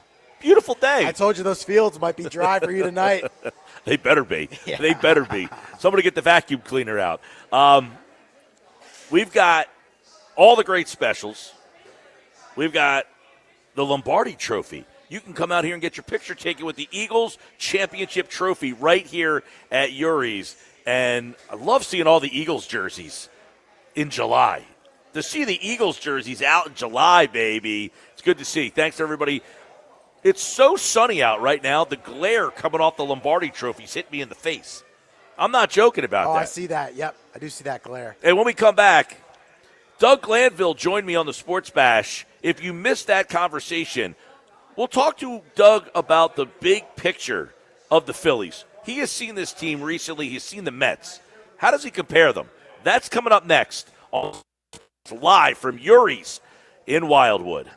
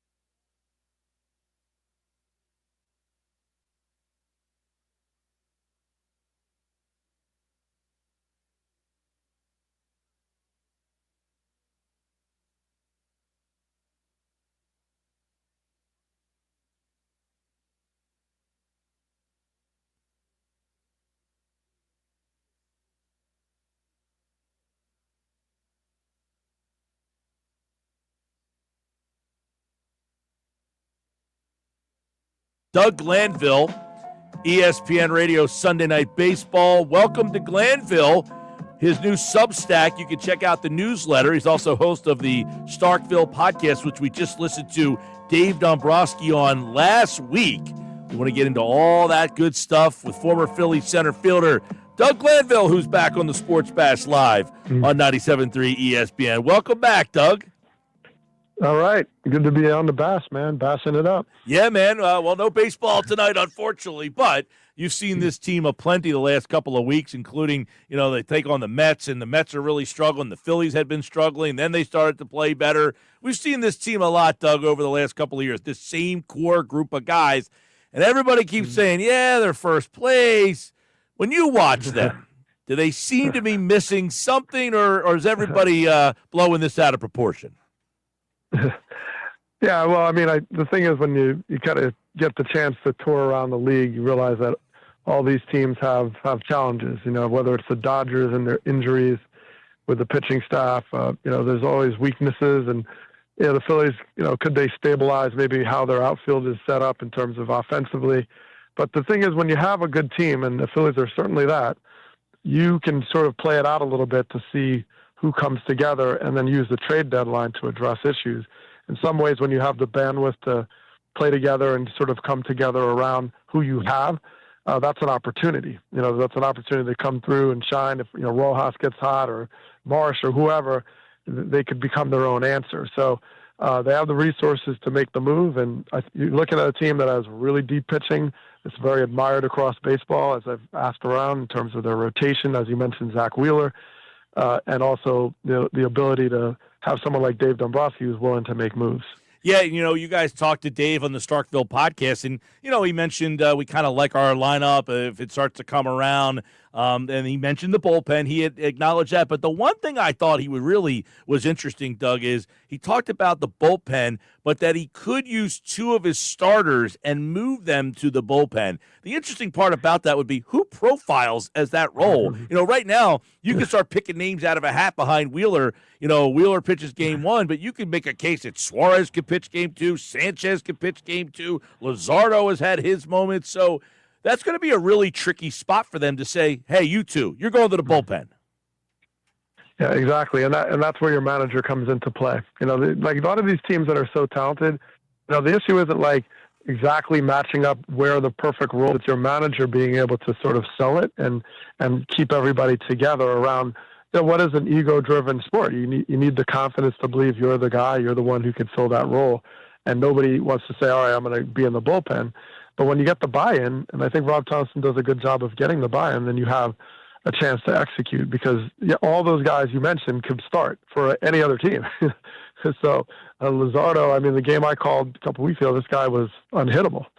So you recognize that that's a good problem to have, and it will come down to maybe who the matchup is. Like maybe there's a team that's better against righties and lefties, and you can sort of mix and match and play it as you come. And the good news is they have an answer in their rotation to pretty much any circumstance. Doug Glanville's with us here, and of course, you've heard Doug on ESPN Radio Sunday Night Baseball. His new newsletter, Substack, Welcome to Glanville, can be found at dougglanville.substack. And, the Phillies, you played center field here in Philadelphia.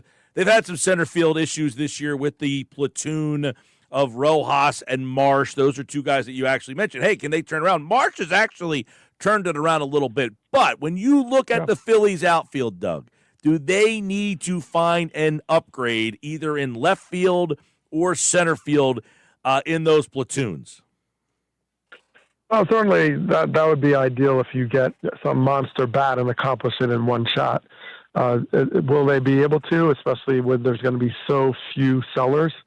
That's the challenge. When you talk about the National League, you hear, oh, this is really deep league. Exactly. It's deep, and that means there's not a lot of sellers. So it's got to be everybody vying for the same pool. And that's true generally across the board, but I think the National League in particular. So it's going to be challenging to figure out where you get that, say, extra bat. And if you do, what position, Harper coming back, all these factors will play into this. I'd say the emphasis is much more about the arms and Marsh, like you said, pretty good June and trying to extend that into July. There's talent there, but it's sort of the stabilization of the lineup. If you can get that sort of one stable bat, you try, but you also recognize that when you look at it, and you heard him on the podcast, we were asking about roster construction. So, well, if you have 26 guys and 13 are pitchers and you have 13 left and 9 are starters, that means you have 4 guys on the bench. And of those 4 guys, 1 has to catch and 1 has to play shortstop. So you only have 2 left, right? So you need someone versatile, but at the same time, get that offensive production. It's not easy to find. So usually work with what you got. Yeah, and I know that, right now you got Otto Kemp, who's kind of moonlighting in the outfield, hasn't played a lot of outfield. How difficult is that, Doug, to just send a guy? Some people take it for granted. Like, we get people all the time, just put Trey Turner in center field, move this guy to left field. Is it as easy as the fans sometimes want to have done? No, it's not. It's not. And what's fascinating is that is sort of a sign of the times. I came up more of in an era about like, this is my position and this sort of defines me. I'm a center fielder and therefore I'm a contact hitter and I'm a speed guy. Like, it all kind of played, and I'm a leadoff hitter. So it's very different now. Players come up and they're usually positionally versatile. They play everywhere. And that's expected because I mentioned the roster issue. Well, you only have a couple guys on the bench. They got to be able to play everywhere.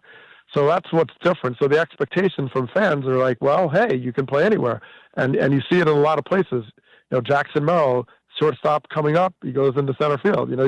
Christian Campbell, he's in AAA now, but he goes up and he's playing second, center, left, wherever. Right. So when you want to break in now, it's not like, here's your position, go play. It's much more likely you're going to have to play a lot of different positions. So, but it is very hard to do that. Like, to go just play center one day and short the next and play left and right. I mean, it's more familiar for younger players coming up, but it's still very difficult to master any of those. And when you're talking about center and short, where a lot of the balls are hit, you really need someone who excels defensively, or you're going to give up a lot of extra outs. Doug, obviously, Dave was pretty candid with you guys regarding the bullpen. That's probably the area. I guess we all concur that they could use some help in that bullpen. Jordan Romano has kind of, he got off to a terrible start, that he seemingly settled back in. He had some rough outings. They demoted him from the closer role. Kirkering's back there. They lost Alvarado. If they do make a move, the vibe that you got from talking to Dave Dombrowski, does it sound like the Dave Dombrowski move would be in the bullpen? It sounded like that. It did. It sounded like, you want to shore that up. And I know that was a challenge last year. They made all these moves, right, in the bullpen last year. And they were good moves on paper. It just didn't come together. And some of the guys that were kind of seemingly unhittable, like Hoffman, got hit, and the Mets took advantage of that. So you don't know how it's going to play out and how you're going to come together as a team.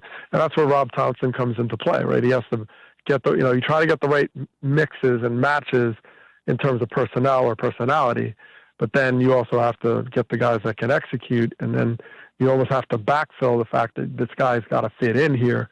So, you can always use more bullpen, and the good thing about the Phillies is they have starters that can play that role, at least in a long sense, when you're thinking about a postseason.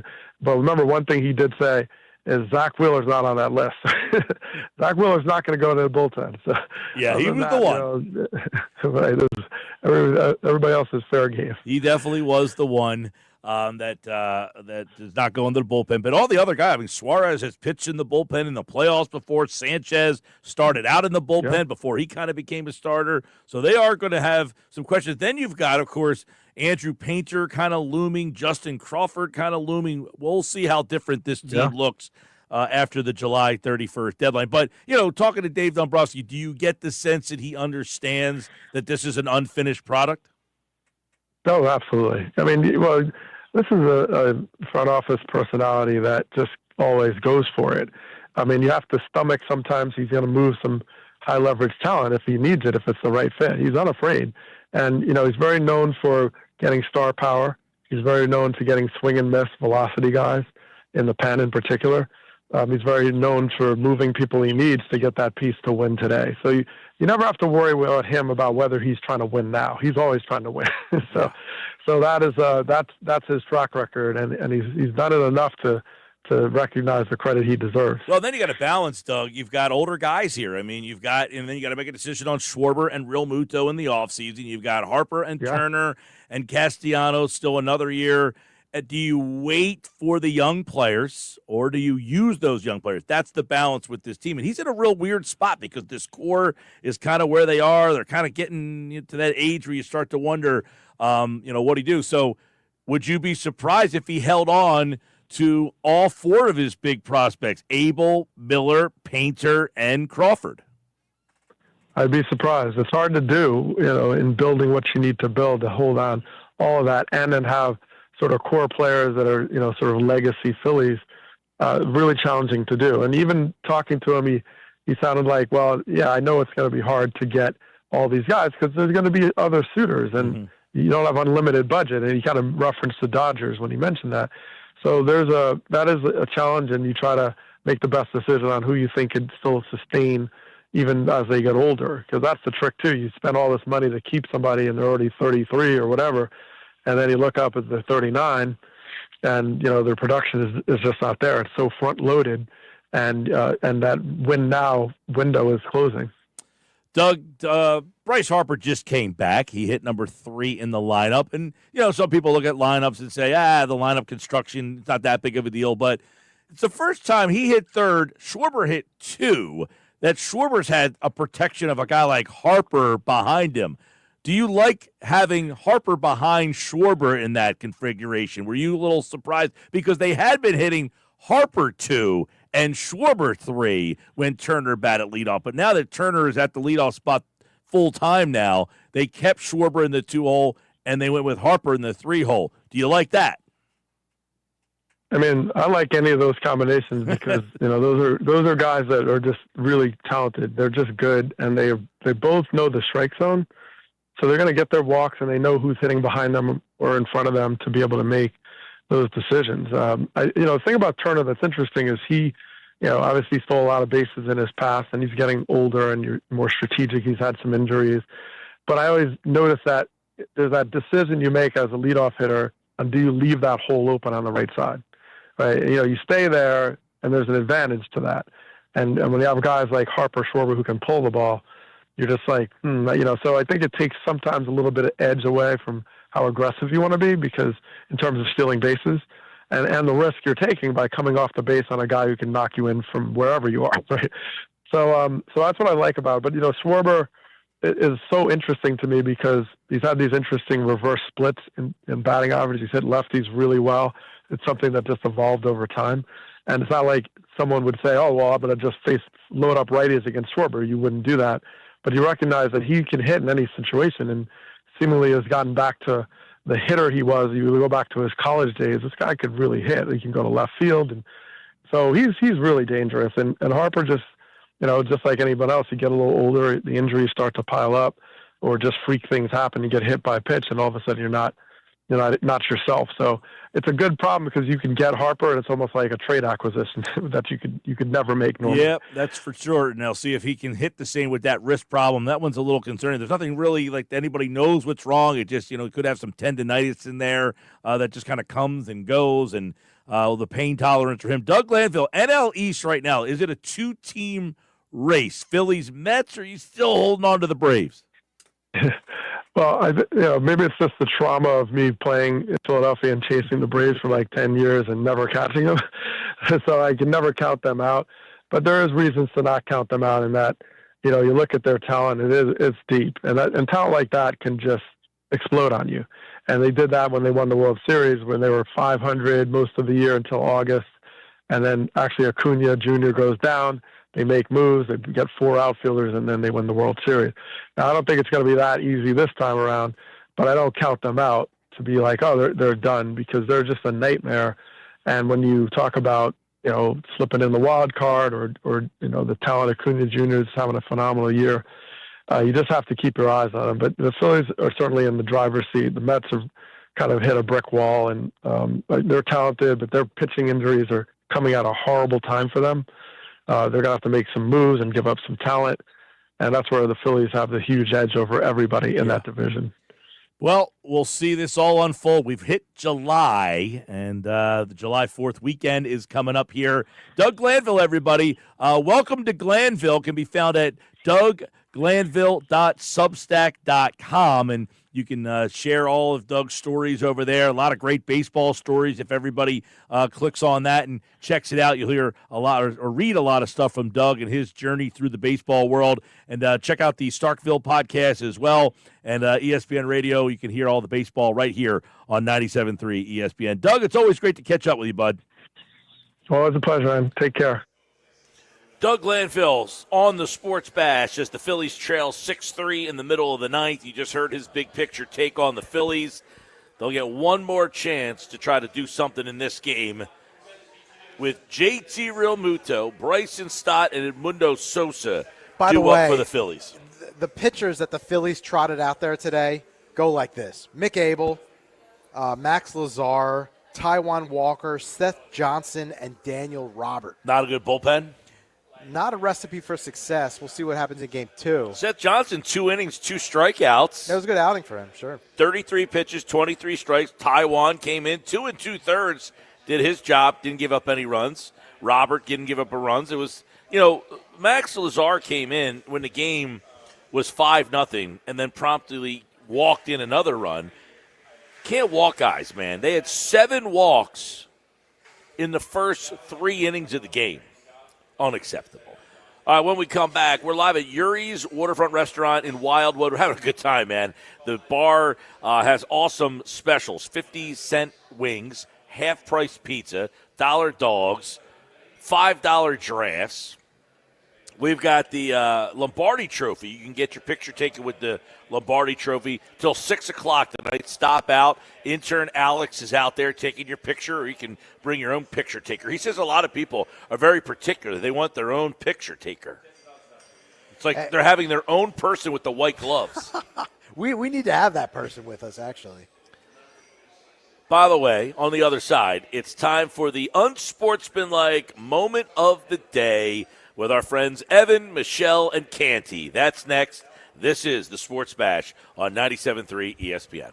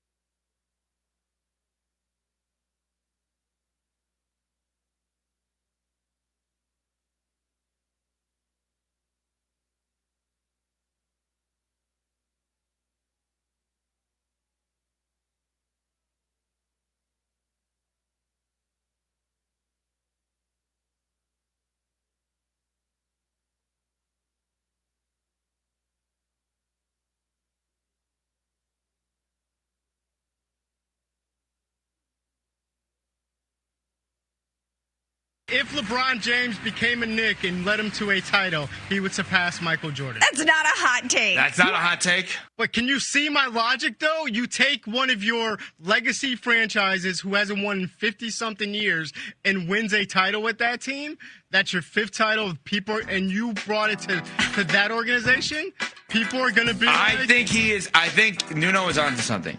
I think those who think LeBron over Michael, and I have no interest in getting into that debate today or any day, to be honest with you, or those who are on the fence, which I don't know how you can be, if he were to go to the Knicks and win a championship, they would put him over the top.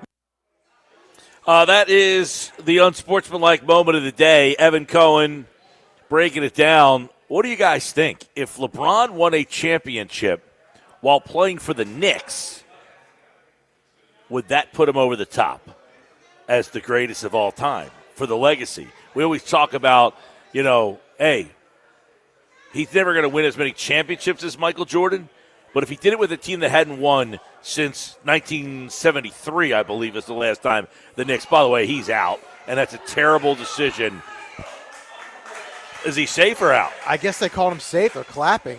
Now, Schwarber's up next, so that is a terrible decision. But what happened if you're driving around listening? Marsh just hit a ball that drove in a run. There's 2 outs. He tried to stretch to third for a triple, and they initially have called him out. Now there's a challenge on it. It was a Trey Turner single.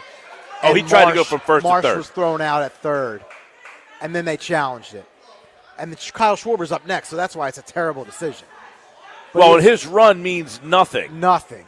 By the way, to answer Evan's point, if he wins with the Knicks, that is pretty unbelievable if he went to the Knicks and won them a championship. However, I would say, how did he win it with the Knicks? Is Brunson the MVP and the best player? Or is LeBron the MVP and the best player? That would factor in for me. That's your unsportsmanlike moment of the day. We're live at Urie's. The manager's challenge. Now, the fans are cheering here at Urie's, and the fans are cheering, it looks like at Citizens Bank Park. It does say that the final was flashed on the screen, and now they have since changed it with 2 outs. Everybody's waiting to see what happens here. Well, we'll tell you what happens when we come back next. We're live at Urie's Waterfront Restaurant. You have 2 hours left to come down, get your picture ticket with the Lombardi Trophy. Stop out and see us.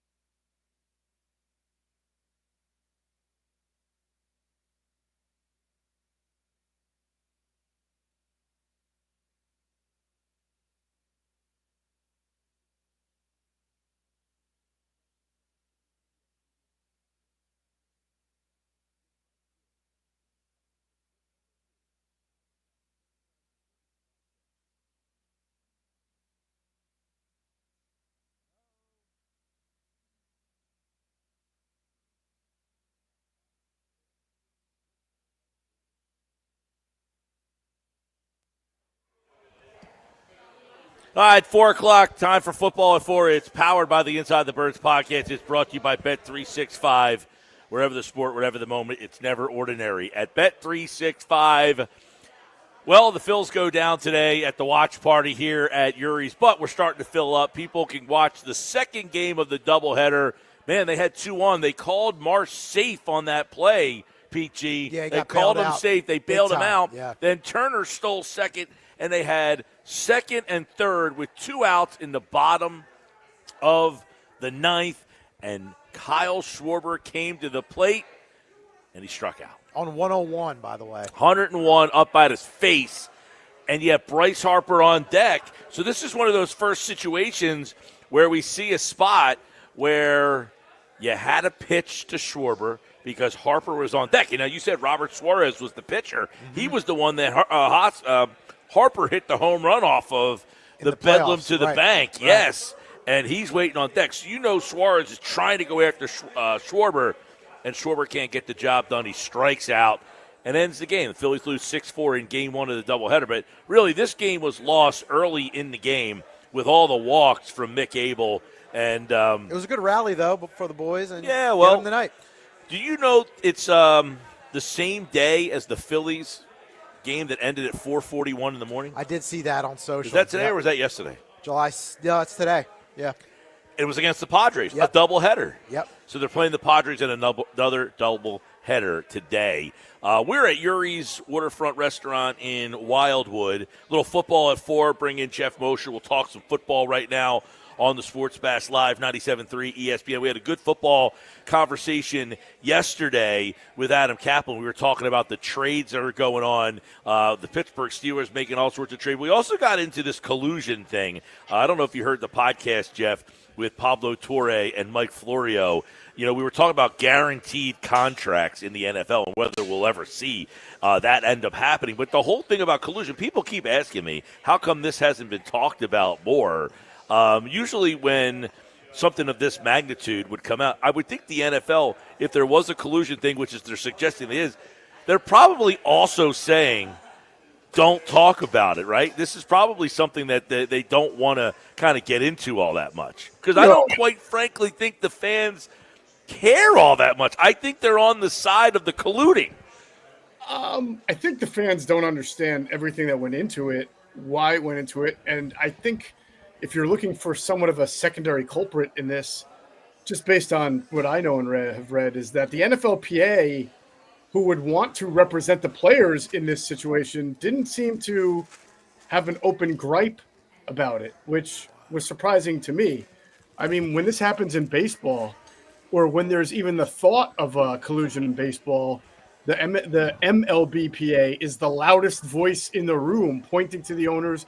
Every labor dispute, constantly talking about the owners don't open the books, they're secretive, you can't trust them. You would think the NFLPA would be making a really big, loud stink about it too, based on the Lamar Jackson situation and the text messages, but they didn't, and I'm surprised about that. And I think the lack of sort of accusatory finger from the NFLPA, which has the right to be the loudest voice here, probably is why it's been tamed so far.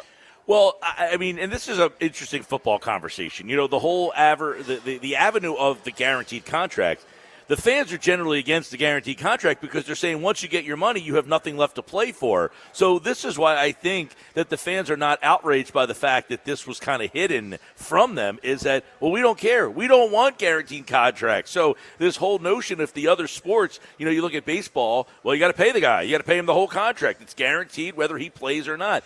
That's why I think football has this element, too, of that the fans can, it's more of like if you don't perform, you get cut and you don't get paid. Well, probably. I think the smart fans, some of them who understand the contracts, and we go through it a lot on Inside the Birds, understand that if every single contract was guaranteed, the way the Eagles operate and do business would be pretty difficult by pushing money that they know will never see the light of day into the back ends of contracts, or when you get a player like Bryce Huff, right, who doesn't live up, and you can eat a certain amount of that dead money. But if all of it was guaranteed, that would be tough to eat because nobody would be taking it on. It would be tough to trade, and you'd have to have them on the team. Tougher to trade, I should say.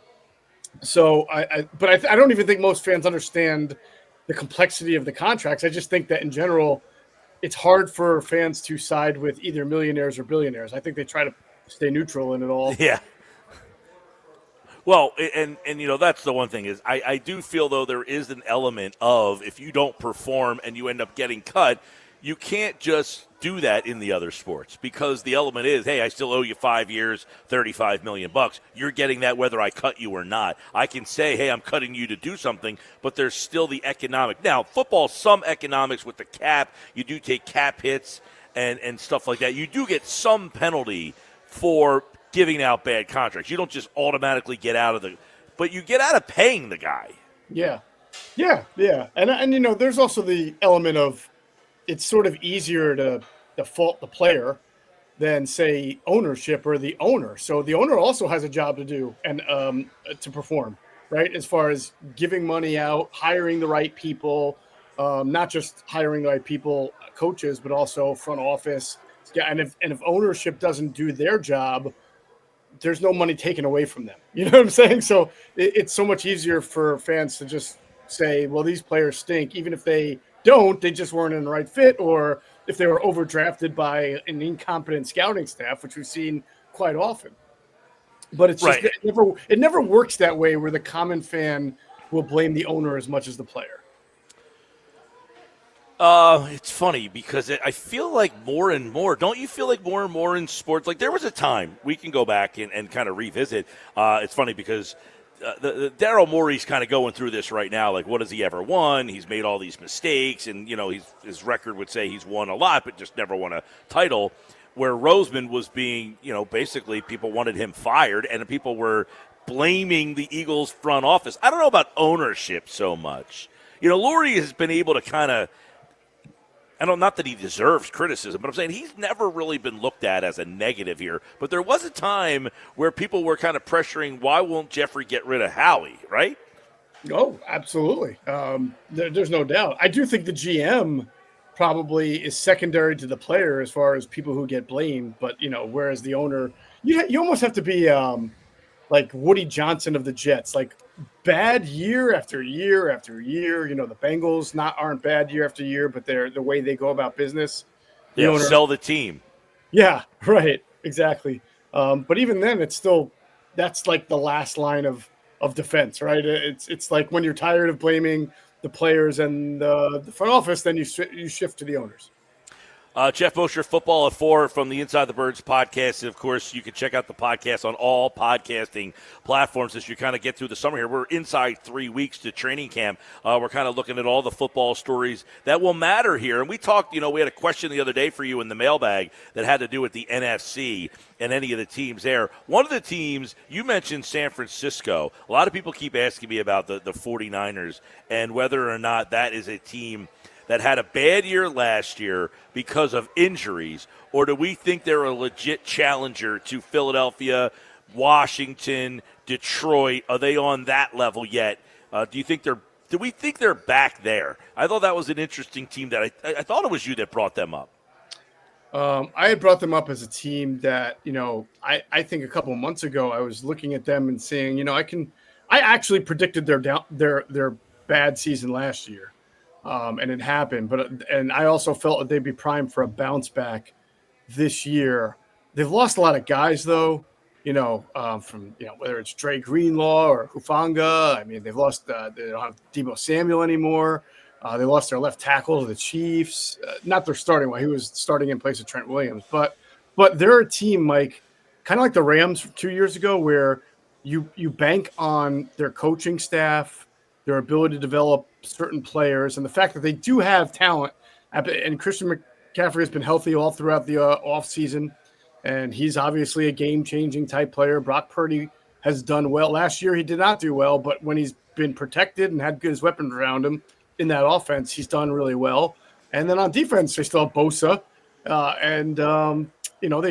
brought in Bryce Huff. They have another guy in the front seven who I'm not thinking of who can rush the passer pretty well. So they're a team that I think you have to reckon with because they're really well coached.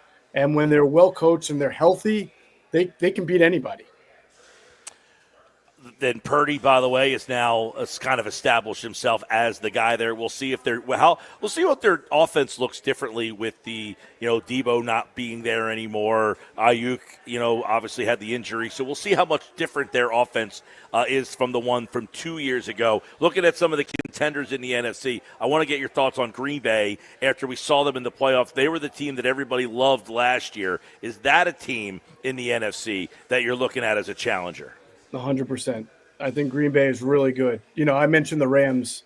You asked me, I think, on Monday, who's the biggest threat to the Eagles in the NFC? And we talked about the Rams and we talked about the Lions, right? But I have no issue saying the Packers could very easily elbow their way into that group and even ahead of that group. They got some speed at receiver with Golden, right, out of Texas. They've got to get a little bit more from their front four rush. But in general, they had a good defense last year. And if the quarterback plays 20% better than he did last year, he's that good. If he plays 20% better, then I think that they're a really tough team. It's funny because last year, wasn't he the guy that everybody thought was going to take that next jump? Did he not take the jump we thought? Well, I think he's sort of a victim of his own success in that he's so talented and has such a big arm. And we saw it in the Eagles games. Sometimes he takes a few too many risks. Yeah, and he'll have a couple of turnovers or erratic throws that are and just maybe 4 or 5, but sometimes they mean the difference in the close games. They only lost 5 games last year. I'd have to go back and check and see how many of them were one possession games or were really close in the end. But that's what I'm saying. Sometimes all it is that, and that's why I say all he has to do is be, say, 20% better. And I think he'd be pretty good. Now, they lost to the Eagles by what? 5 points. So that was a 1-possession game. And they lost to the Vikings by 2. I'm looking now. Lost to the Lions by 10. So that was only 2%. But then they lost to the Lions by 3. So, look at all their lost to the Vikings by 2. Bears 2. So, and then the Eagles, obviously, they lost 2 in the playoffs. But, 5 of their 6 or 7 losses were by 5 points or less. That to me, it means they're a pretty formidable team if they just make a little bit more improvement. All right, we're looking at NFC contenders. Jeff Mosher, Football at 4 today. Who are the contenders to Philadelphia? We talk, I think everybody kind of puts Detroit in there. We've talked about them before, but these other teams now, these are like that next tier of team. I want to get your thoughts on Washington then, because not Washington, Minnesota. You just brought them up. They were 13-3 last year. They lost the quarterback. People didn't believe in them last year, but should we believe in them more this year? Well, that's another team that I'm going to say that when you have a certain level of confidence in the coaching staff, some of the changes don't matter. And after last year and what happened with Sam Darnold, I think you should have a lot of confidence in Kevin O'Connell. He's done a really nice job there. And then not just KOC, but obviously Brian Flores has transformed that defense since he got there. And they have a lot of talent. They signed Javon Hargrave, who did not have a great year with San Francisco, but now you're putting him next to Jonathan Grenard and you're putting him with, Jonathan Allen from the Commanders, who's still a good player. And they've got Van Ginkel there. They've got Isaiah Rodgers. They made smart moves to improve what was already a pretty good defense. Their secondary could get a little better. We'll see. But again, when you have when you do things that they do defensively, that Brian Flores does, it kind of allows you to get away with not having the greatest secondary. And then, of course, they really upgraded their offensive line. They signed a couple of offensive linemen in free agency with Will Fries and Ryan Kelly from the Colts, and they drafted Donovan Jackson. So I think that they're going to look different, Mike. I think that they're probably going to be a little more run-heavy, run-centric, short pass, and get J.J. McCarthy's athleticism into the offense more so than Sam Darnold's. So it might not be as downfield as you saw Sam Darnold able to do. But I think that they are well stocked in the trenches to be a very good team. They're on that second level to me. That's that second level of contention. Yeah, you might have brought up Seattle when we talked before too. As Seattle, do you put them in NFC contender status, or are they more wild card? Wild card. I certainly would say their arrow is pointing more up than down. I liked Geno Smith, to be honest with you. I still do. I think he's actually a pretty good quarterback, but they let him go, went with Sam Darnold. Yeah. That to me only works if you're running a same type of offense, but Clint Kubiak is their offensive coordinator, and he is also of the Shanahan / McVay tree like Kevin O'Connell. So that's a good spot. Cooper Kupp is there. I'm not quite sure how effective he's going to be anymore, but we saw Jackson Smith and Jigba take a really big step up as a number one wideout.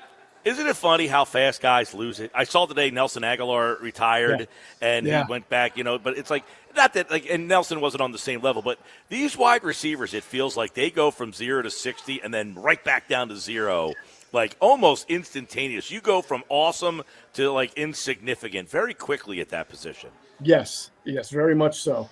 And so Seattle is the type of team, I think, that will have some more guys on the way up than the way down. Witherspoon, their corner, is really good. Julian Love has played well since they signed him at safety. Josh Jobe has actually played well for them since the Eagles let him go. They drafted Nick Amenwari. There's a name.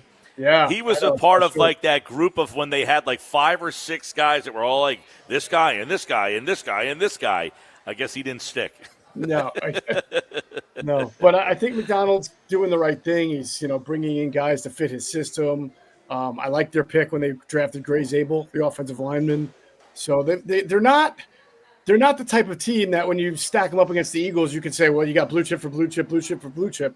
But well coached, and I think that they will look the way the head coach wants that defense to look, and he's a good schemer.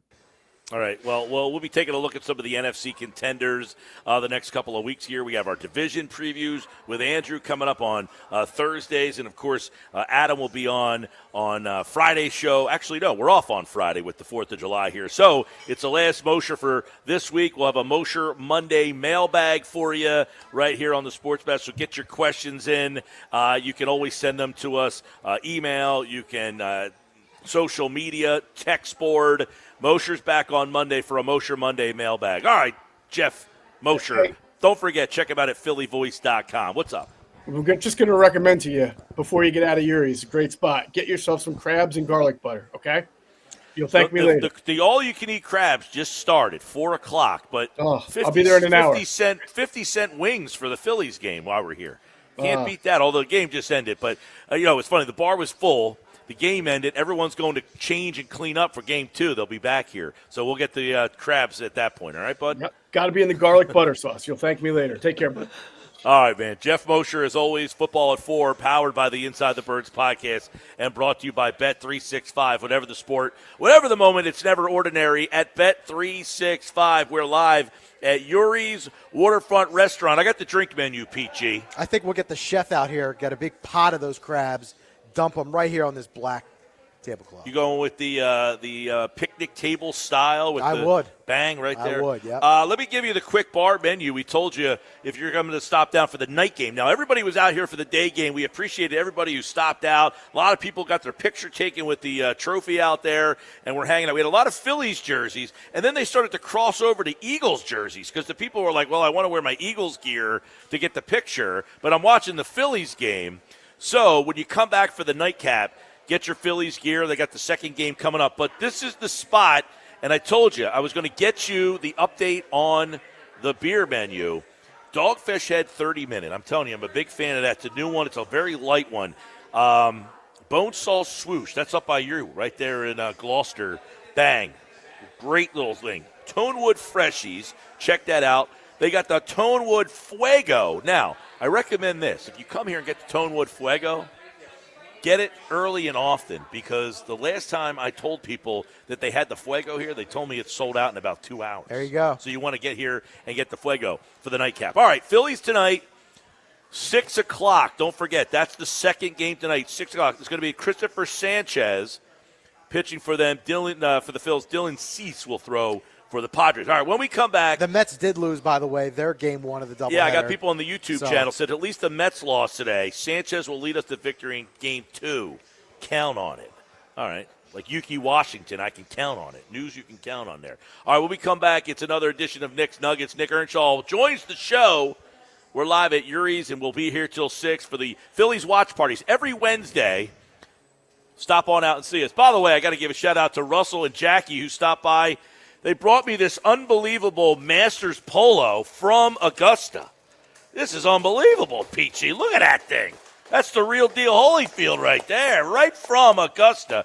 Now, they were driving in the car, the Preakness, and they were listening to the show, and Jackie almost drove off the side of the road when she heard about the neighborhood she was about to drive into when I said she was going to Pimlico. But they had a good time. They had a good time. Good time at the Preakness. It's always good to see you guys. Thanks for stopping out, as always. And for those of you coming down here over the 4th exit bridge, the exit 4 bridge, I should say, stop here at Urie's Waterfront Restaurant. More Sports Bash coming up. 97.3 ESPN.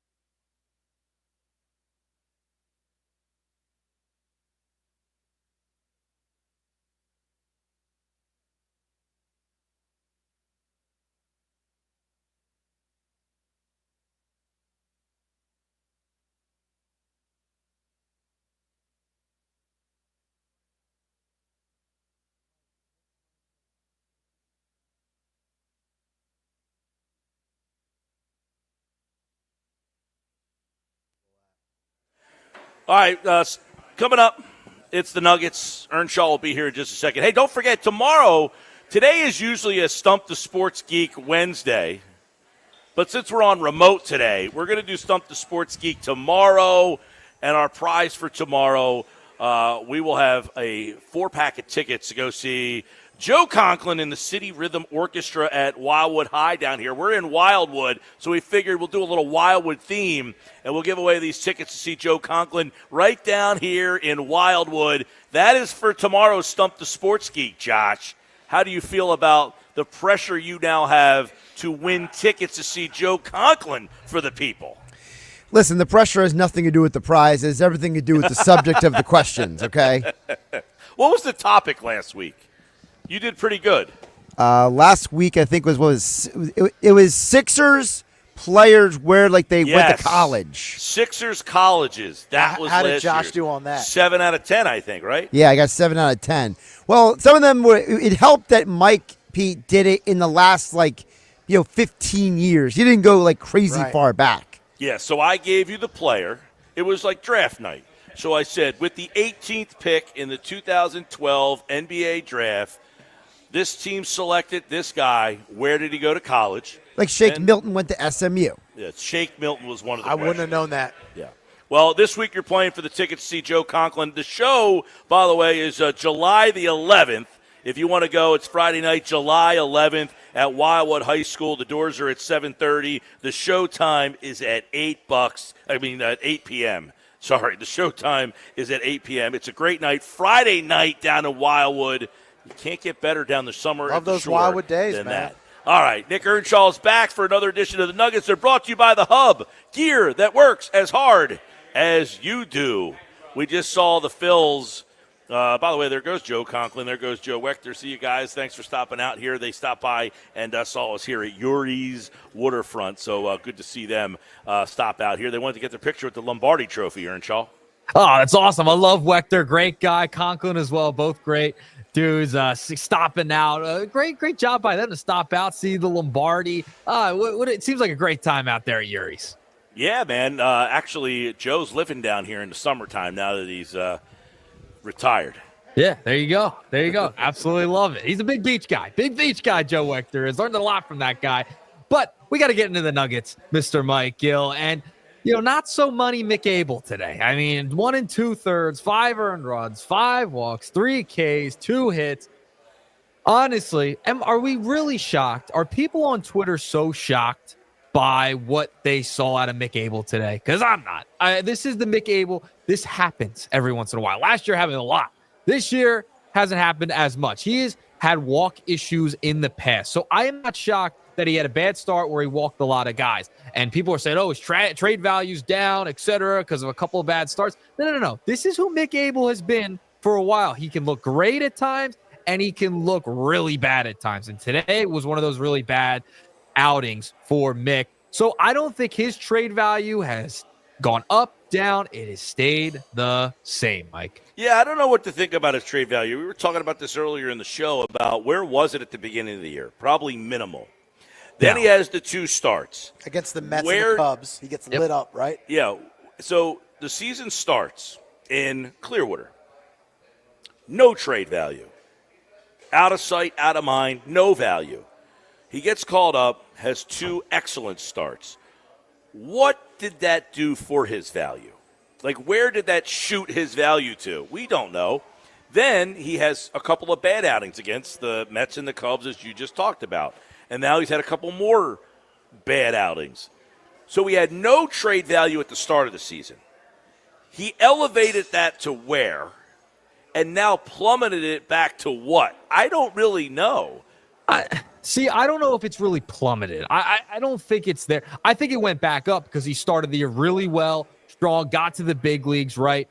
But I think this is what you've kind of expected out of Mick. Some really good starts, some really bad starts here and there. That's what I think Mick Abel is, and that's what he's shown you throughout his journey in the minor leagues. And, the problem is when he walks a lot of guys, he tends to give up a ton of runs. And that's going to happen for Well, anyone. listen, it's not just him. Anybody who walks guys. You saw Max Lazar come in and walk people. You can't walk guys at this level. They walked 7 guys in the first 3 innings of the game today, and they're down 6-0. You look at the game and say, man, we lost the game 6-4. We walked home 3 runs. Well, there's a difference in the game possibly right there. Look, this is why Mick Abel can't be trusted in the rotation, number one, and then he can't be trusted as a bullpen guy either. You can't bring a guy in to the 7th inning of a game who can't throw strikes. And we talked about before, yes, he's got a great arm. He's got great stuff.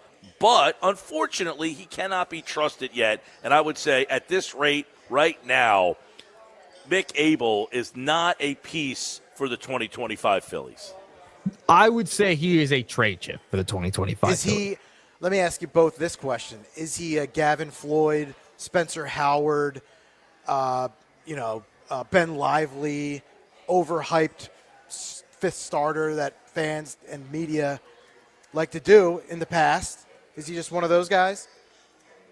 For me, I don't great think names, he's by the way, I just named. I don't think, Spencer Howard. I think Spencer Howard had more juice than Mick did. Would we agree on that? And he just couldn't get out of 3 innings. I think coming up, I think people were really excited about Spencer Howard, and he just didn't pan out. I don't know about that. Spencer Howard, really? Abel was a first-round pick. Spencer Howard was a byproduct of being the best pitcher you had in your system when you had a lousy system. True. They had nobody in the system. And that's why I think he had more juice when he came up. Because oh, God, where'd this guy come from? Spencer Howard, maybe he could be a savior. That's why I think he had a little more juice. Yeah, I don't know about that. Do rival GMs just throw away their scouting reports after they see a guy like Mick Abel in the big leagues? Or is that who he is? Well, no, this is who he is. I mean, his numbers at AAA this year were pretty good, but his numbers in the minor leagues are not good. I mean, nobody cares what your AAA numbers are. People keep throwing AAA numbers. Nobody cares about your AAA numbers. They don't do anything for people. Big league what about his evaluators. scouting report? What about I'm saying, his talent? Big league evaluators they'll flat out tell you, you take those numbers with a grain of salt. The numbers that you pile up at the AAA level, they want you to perform well, but we put no stock in that translating to what you're going to be. And we see this. How many times Mick Abel came up here, no walks in back-to-back games. What did he do the first game he went back down to AAA? Walked 4 guys. This is who he's been. He walks guys. His command is not where it needs to be. And that's not a bad thing. That doesn't mean he can't be a very good pitcher. He's got great stuff. He's got a great arm. But he's a young kid who just right now cannot command on a championship-level team. Maybe 2 to 3 years down the road when he matures a little bit more. And that's why the Phillies, I think, definitively would try to move him for the right deal. The question is the right deal out there with him attached to it? What is his value? And quite frankly, we talked about this the other day. Put out that trade, Byron Buxton for Mick Abel. You got to be a fool not to take that deal. And listen, I've had multiple people tell me that the Twins would do that deal because they want to get out of the Buxton contract. If that's the case, if they want to get out of the Buxton contract and they're willing to take Mick Abel, you got to do that deal. You got to take that shot. Yeah, I totally agree with you on that. I think Mick will be a nice pitcher in the big leagues. I think he'll be inconsistent like we've seen throughout his minor league career and since he's gotten to the big leagues, right? I think that's what you're going to get out of him. Maybe he turns it around, his command gets better as he gets older, right? And as he's able to progress. But if you can get a Byron Buxton, that name's been linked to the Phillies for years and years as well. It's like a Luis Robert kind of deal, right? He has been linked to the Phillies forever, it feels like. So I think it's a fair trade. Mick, to me, has always been a trade chip for you. He's always been a guy who's drafted in the first round, has really good stuff, has the intangibles, and a team would like to take a flyer on. He is an expendable prospect. I guess now he's not really a prospect as much anymore, but he's an expendable piece that you can add into a deal. And I would take the Buxton in a heartbeat. Yeah, see, I don't know. He's an interesting one. He was a first-round pick. Yeah.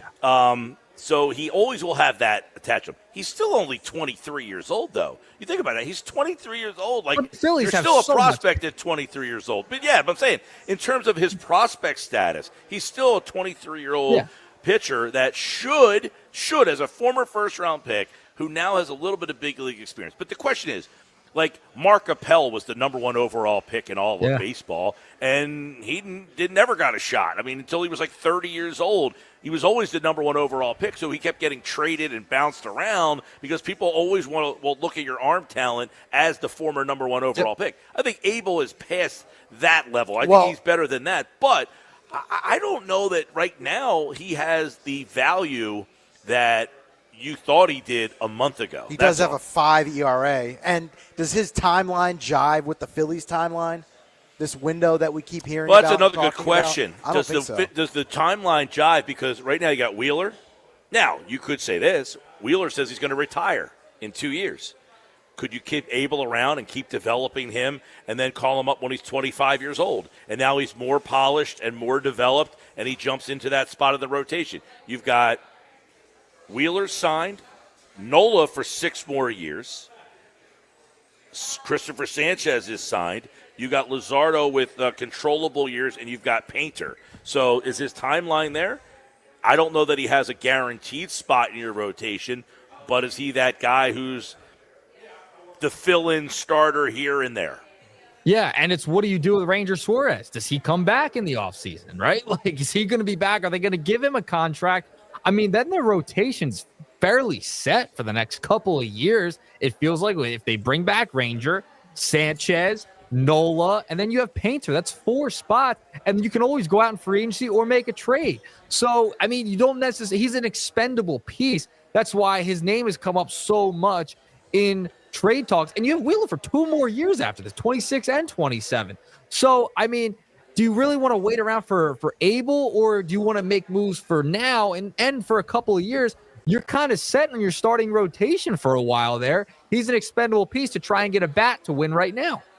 Yeah, no, listen, I feel that he is definitely a wild card in all this, right? He's definitely a wild card. Abel, what's his value? How do other teams view him? Look, the Twins are in a situation where we can maybe roll the dice a little bit. We're willing to maybe take a shot on a guy, get him into our system, hope that we can work with him just to get out.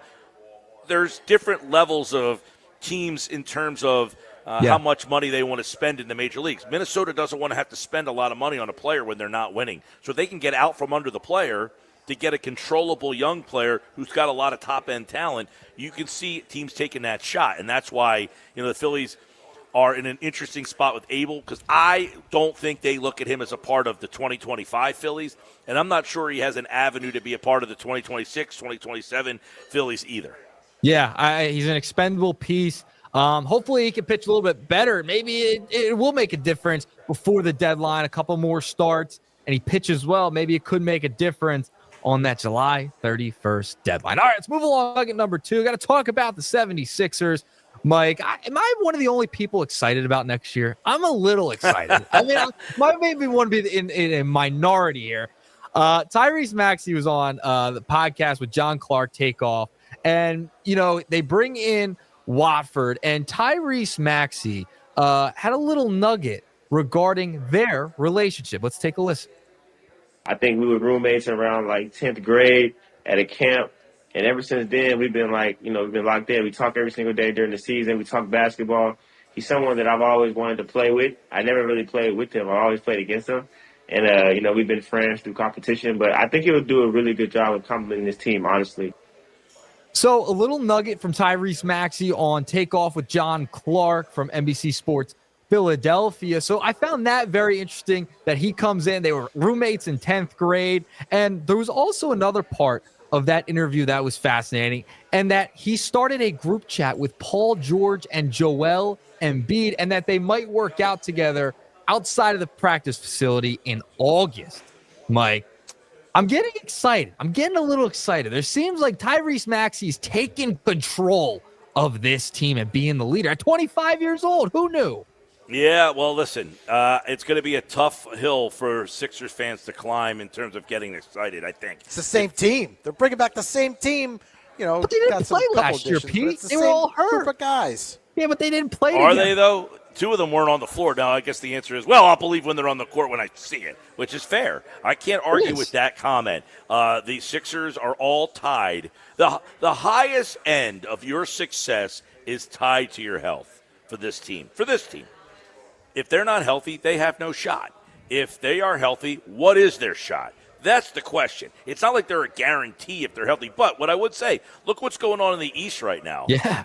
Who's the best team in the East? I mean, you got Cleveland still. I guess the Knicks are still going to be pretty good.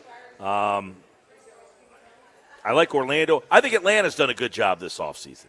Yeah, I mean, Porzingis, yeah, it's a good the trade. East looks open. And listen, Tatum's out. You have all these guys, Halliburton.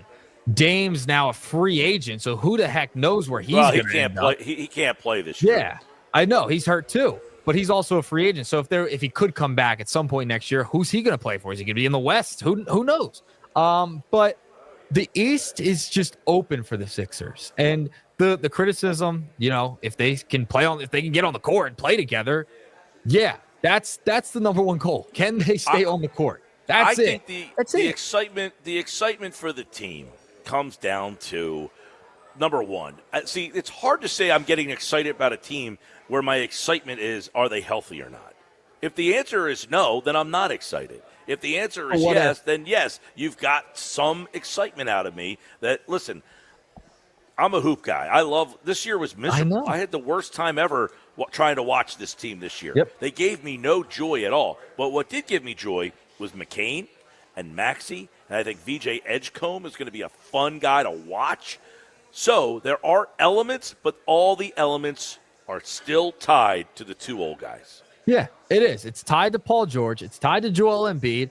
And, I just got to wonder, why does Tyrese Maxey have to make the group chat? Why can't Paul George? Why can't Joel Embiid? They're the veterans. They're the long veterans on here. I mean, they've been here forever at this point. They've been around the block for a while. Tyrese Maxey's a vet now, I guess. He's still really young. Why does he have to make the group chat? Why can't one of those guys step up and be a leader too? It's his time now. Young Grasshopper, it is his time. It's a fair question. Why? Listen, I'm not here to psychoanalyze people. We're sports fans, so we don't care what your background is. I say this a lot about Joel. He grew up in a culture where he thinks that something's wrong with us. Right? True. I mean, he looks at how we consume basketball and probably wonders how many people here need help, serious help. So some of it is the culture that he was brought up in of like, hey, we don't go crazy like this for our basketball teams where I'm from. So the fact that you live and die on every shot that I take is probably a little bizarre to him. Now, for Paul George, he's the new guy here. He's the guy that's like, hey, I just got here. I'm trying to feel my way through here.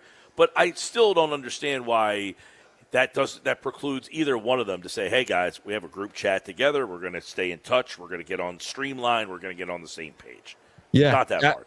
It's not hard at all to do that. And just think about it, though. It's the same drama that everyday people live with, where you got three people in a group chat, then two of them will have their own off on the side, and you're like, well, why'd you take me out of the group chat? Why am I not in the group chat? What are you two guys talking about that you can't include me in it? Like, this is going on at the NBA level, I'm sure. Yeah, the positivity from this is that Tyrese Maxey is taking on that leadership role, right? Like, he is going to be the guy because he talked about in the podcast that he wants them to work together outside of basketball, right? Like, have more events together and just learn each other so they can develop that chemistry off the court. That'll translate on the court too, because that's very important. When you play with people you like, it's going to be much more fun. Look at OKC. Those guys love each other. Yeah. I mean, you look at that. You're just the champion. It's a perfect example, Pete. Like, if you're playing with guys that you enjoy being around, that's going to help the chemistry of the team, and they'll play together much, much more effectively. By the way, I got the lineup for the Phillies tonight. Is Phillies Harper? Lineup. Harper, that's the big question. No Harper in the lineup tonight. It is Turner, Schwarber, Bohm, Castellanos, Kepler, Kemp, Stott, Marchand, Marsh. So you get a couple hits from Rojas today. He doesn't even get in the lineup. But they have a right-handed pitcher, Dylan Cease, is pitching tonight. But, yeah, no Harper in the lineup tonight. They're going with Otto Kemp at first base. That's interesting. There you go. Just wanted to throw that in there for you, Nuggets. There it is. All right, the lineup. Do they go 0-2 on another doubleheader today? I mean, they just don't seem to play well in doubleheader days. It just never seems to happen. Never be right at all. We'll see. I know Somebody, I think, let me see if I could find the stat for you here. I mean, I think after the way that game ended today, I think that should give them. You putting a bet on? I did. Wow. I did go Phillies PG money laid line. it down. He is. What was the number? Tonight. I think it was like minus 150 maybe. So, the Phillies doubleheader. I mean, I didn't bet my mortgage. I just put a couple shackles on there. There you go. It's let's see here. Here we go. Minus 163. This is from Boop Stats, Bob Patrone Jr., okay? He's the man. The Padres have not swept the Phillies in a doubleheader since June 13th, 1976. They have played in 11 doubleheaders since then. The Phillies have won the nightcap in 4 and 6 of the last 7 doubleheaders against San Diego. I think so they won 4 usually, in a row. Doubleheaders wise, it's very hard to sweep a doubleheader. It's very hard to win 2 of those games. You usually do the split ski. Yeah. Yeah, you got to go split. Yeah, I think maybe they come back tonight. Who knows? They just don't have success with doubleheaders, it feels like, especially this year at Citizens Bank Park. A lot of trouble with it. All right, let's move along before I get out of here. Nugget number 3. I'm going to talk a little bit of Eagles. Now, Lane Johnson was on the Pat McAfee show today, Mr. Mike Gill, and he had a lot of praise for Nick Sirianni. And, one quote that stood out to me was, quote, I think for him, he's evolved as a head coach. He's kind of learning as he goes. But what I do enjoy about Coach is that everybody is held accountable, whether it goes to the film room, if it is a bad play by the player, a bad call by the coach, their name or number is up there. So I felt that was an interesting little nugget from Lane Johnson today. Well, listen, of course. I mean, the more you do it, the more that you do it, hopefully the more comfortable you feel in the role, right? And the fact that, Nick had no head coaching experience at all when he got hired for this job. You got to kind of feel your way. I always find it to be amazing. It's one thing to be a good X and O and play caller and all that stuff, but you also have to realize these guys have to come up with practice plans and run the whole organization and run when we're going to run this and when we're going to do that and how long we're going to. They got these things down to a science, man. That's the organizational part of the things that gets lost in the sauce sometimes. Hey, you might have all these great ideas, but if you're not organized enough to do them, what good is it? Yeah, and the fact that, they're calling people out and nobody's, taking offense to it, right? Because people can get their feelings hurt when they're called out for doing something wrong, right? That's just in everyday life, too. That could be a possibility. But by the way, Earnshaw, because of it. By the way, Earnshaw, are you on Team Red Panda or are you on Dog Catching the Frisbee for the halftime show? At a halftime show? I'm going. I heard PG's answer, and I kind of agree with PG. I'm going to the bathroom. I'm getting food at halftime, but I'll go Dog Frisbee. She's great. I know the story that happened. She got injured and all. It's very entertaining. I might go Dog Frisbee. This is unbelievable. We have failed the society today. I mean, what joy do you get that you watch the dog catching the Frisbee? I honestly, I'll either go on my phone, get more food at halftime. You know what I mean? I'll check other scores. I'll send some tweets out, etc. You're telling me. What are you doing at halftime? Are you staying in your seat the whole time? No, but if Red Panda's on the court, I can't take my eyes off her. Wow. You're going to give up a chance to go to the bathroom or get a beer or get a dog and watch Red Panda? I would rather miss part of the third quarter than miss Red Panda. Wow. When she kicks those bowls up on her head, there's not another human being in the world that can shoot what she does. Any dog can catch a freaking Frisbee. So you go on YouTube and you watch a couple clips. I don't want to miss a second of the game. I'm in my seat. I'm locked there until there's halftime. I'm not getting up. I'm not moving from it. I do not want to miss. I can't believe you would give up game action. They got TVs all over the place. You go to the bathroom, they got a TV in front of me. You walk around the concourse, they got TVs in the game. Right. You don't get to see someone as talented as Red Panda. I've seen it a few times. I've seen both of them a few times. Honestly, that's why I get up and go. There's a dog on Rambler Avenue right now catching a freaking Frisbee. No one's kicking bulls on their head. I'm taking that opportunity to go to the bathroom. I'm with PG. I'm more so on the PG side here. I'm with you, Pete. No. All right, that's it for the Nuggets today. The Nuggets are brought to you by The Hub, gear that works as hard as you do. See you, Nick. Peace. All right, the Nuggets are back again tomorrow here on the Sports Bash Live, 97.3 ESPN. We are live at That is a good point, Urie's though. That is a good Waterfront point. I mean, you Restaurant. got Merrill Reese blaring through the bathroom speakers everywhere you go. At the Usually she does basketball games. Right, okay, yeah. Yeah, you're she's right. usually at a basketball game. Well, then you on got the court. Tom McGinnis. Yeah. Same thing. You can catch the game in the bathroom. You don't need to be there. You can watch her do the bowls, then go to the bathroom.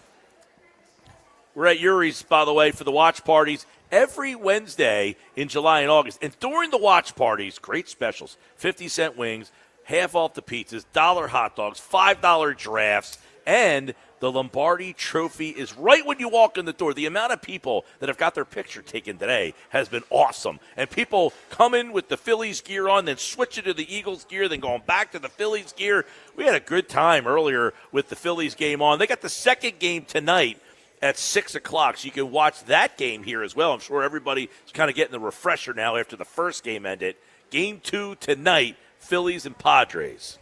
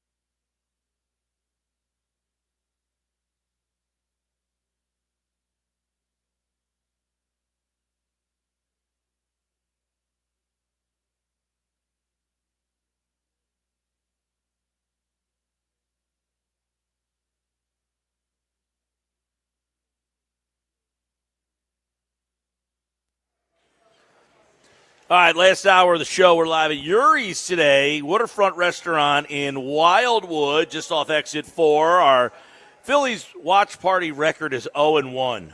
No wins, 1 loss for the Phils. But they do have a doubleheader tonight that starts at 6 o'clock, Game 2. We gave you the lineup for the Game 2 tonight. No Bryce Harper in the lineup. Should we be concerned that no Bryce Harper in the lineup tonight? When you see that, do you think – I think – did you say – and wonder if Bryce Harper was playing, Pete? I was wondering because they do have a day off tomorrow. Because that thought didn't even enter my mind. I'm like, he's really? Back. Well, he's just going to play. Like, Bryce Harper would not sit out a doubleheader normally. No. And it would be nice to get him 8, 9 at bats. Right, like he's back, get him in the swing of things, get him fit, a couple games today, then tomorrow you got the day off to see how the wrist reacts.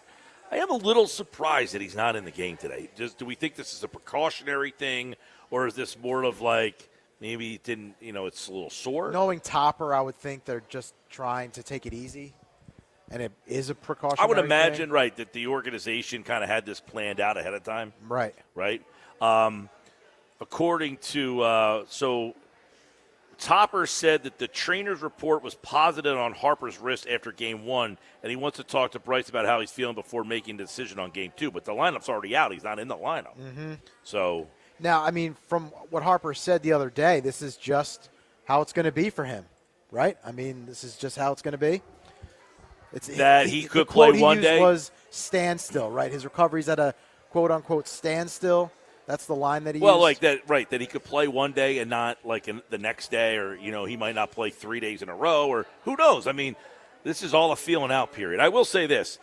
So far, Bryce Harper's return has not made much of an impact. He has not made much of an impact, right? I mean, now, we're not sitting here thinking he was going to come back and, go 3 for 5 with 3 home runs and a couple of doubles. But that being said, he has yet to really he did have a hit. He struck out twice.